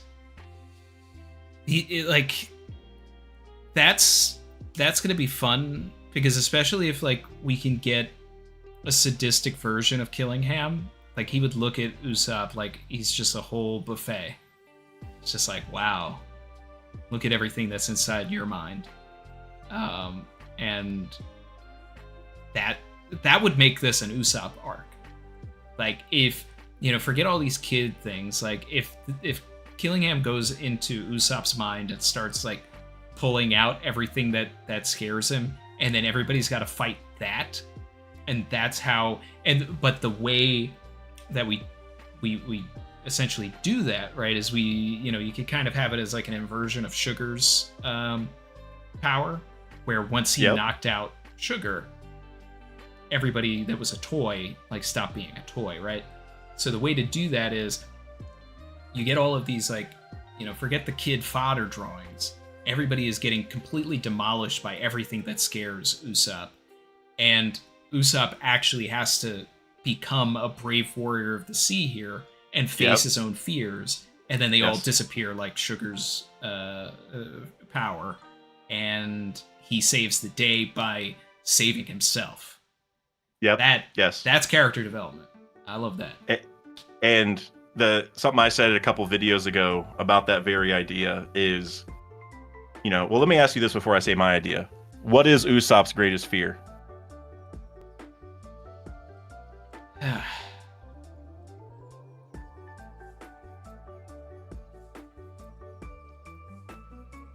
mean, you could pull from, like, so many things, but I mean, like, I feel like his greatest fear would be in line with Luffy's greatest fear, is just, like, losing everybody close to him. But how do you manifest that into something? And that's why I feel like every, you can get versions of, like, every villain that they've ever fought, every villain that he's ever fought, that, just become these, like, giant versions of that. So I think you're pretty much on the money. But I had the luxury of thinking about this for a whole video for like 2 weeks. So let me expand on it a little bit, because you're very close. And Neon Roger, I think, is the closest in the chat here. Usopp's greatest fear is himself. It's him failing, right? It's him being the weak version of himself, because he knows he's better than that. You think back to, like, when he was fighting Chu, right? And he like fakes his own death so that he doesn't have to fight him, and then he reflects for like 2 seconds on, like, well, Chu's gonna go back there and cause some trouble for the crew, and I'll have to apologize and make excuses. And then he keeps thinking about it, and he's like, and they're all there putting their lives on the line. All right, screw it, I'm fighting him. It's like he always needs, like, the extra motivation of, like, I can't be a failure, right? I can't be this. If I lose because I'm weak, all right, but I can't lose because I think I'm weak, right? Like, I can't sit here and just think I'm a weakling and I can't do anything and I'm a failure. Like, that's not me. Like, his whole goal is to be brave. So how does that manifest? What would his greatest fear look like? Sogeking. That's the version of himself that he wants to be, that he doesn't believe he can be. That's what scares him. He's scared to be Sogeking because he doesn't think that's actually him. So imagine we have Sogeking versus Usopp. And so Usopp has to beat the Sniper King this arc. I love that. Let's bring the goat back. Sogeking and Usopp in the same room, but not the same person. I don't think Luffy still knows that they're not the same person. So if Luffy, like, pulled up to Usopp fighting Sogeking, he would get really excited. That's our friend. Hey, it's Sogeking. Wait, oh, it's been so long. And then I think the beauty of this, and you touched on this a little bit too, is, well, we need to learn how Killingham's powers work, but I love the idea that Usopp maybe beating Sogeking and overcoming his fear will motivate all the kids, and that'll start the brave warrior of the sea legend, because the kids will see Usopp as this awesome guy who beat the Sniper King. He overcame his fear and, and everything, and motivated the kids to do it. So then for the kids, in the future, they're going to be talking about Usopp like he's the coolest guy ever, this brave warrior, this legend who, showed them that they could overcome their fears too. Like there's that, Usopp's that kind of guy. Like if you're going to start the legend of the brave warrior of the sea, part of it is Usopp believing it, but the world has to believe it too. So you think about like Sora, Warrior of the Sea. It's a comic book. It's a comic hero. Let's have the same thing for Usopp. He's the ultimate savior of these kids. They start a legend. They go, and guess what? They drew their fears. So what if Usopp beats them, and then by the end, or beats the fears, and then by the end, the kids are drawing their savior. It's the opposite, and they all draw Usopp, and so that's how the comic book starts. Like, I don't know, man. I think there's a lot to it, personally. I love that. And Joy Girl said that Zoro fights stairs. I hope Zoro fights Gunko, because good luck. He's not going to go the direction she wants. I want Robin versus Gunko. I want a character that can, it's two grapple restriction based abilities versus each other. So, Oh, that's interesting. Yeah. So that's kind of fun. But I feel like that's a good one to end it on. Yeah. We've been winding down since the 2-hour mark. It's past the 3-hour mark now. And I want to make sure you get to the place that you wanted to eat before it closes, man. Yeah. It hasn't sounds closed like yet, a typical right? theory for theory. No, well, I'll be honest. It's the taco truck near me, and I mean it's just owned by like a mom and her kids, and so like she can shut it down whenever she feels like. It's just usually at 8 is when she does it. So, so yeah, try over there and get a burrito. But yeah, I mean it wouldn't be a theory for theory if we didn't go over time, theorizing. I feel like that's what we do. So. So yeah, Randy, I want to give you a big thank you again for inviting me. And a big thank you to you for pulling up, man. Absolutely. I mean, I've told you this before. I said at the start of the stream, but for anyone watching who doesn't know, I guess who came late, Randy was probably he was like my Michael Jordan when I was in YouTube and I was watching it, and I was like, all right, whatever Randy says, I'm on board. Like if Randy disagrees, then I got to take it with a grain of salt. Like that was me, and I still believe that, but it's an honor for me to be here for that reason. And we've had the pleasure of talking outside the streams and even meeting in real life and stuff, and that's also been a pleasure. Randy's just as cool in real life as he is here, arguably even cooler, if you could believe it. And yeah, Randy, I just want to say thank you again. Thank you.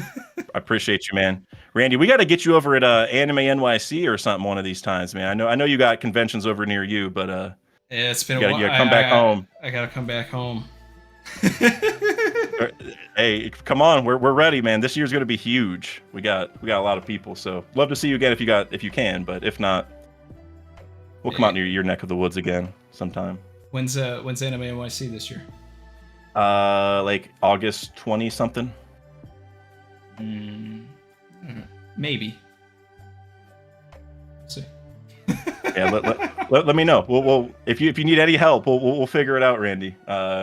We all stay at the same hotel, and it's a time. Love that.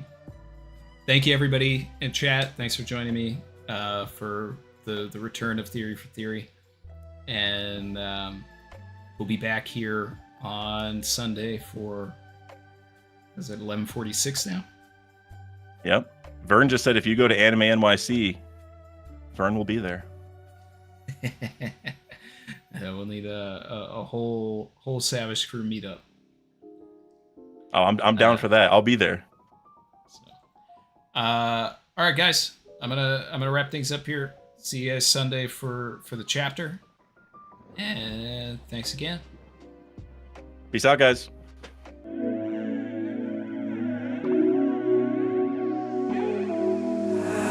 I've been swimming deep, deep. Savage.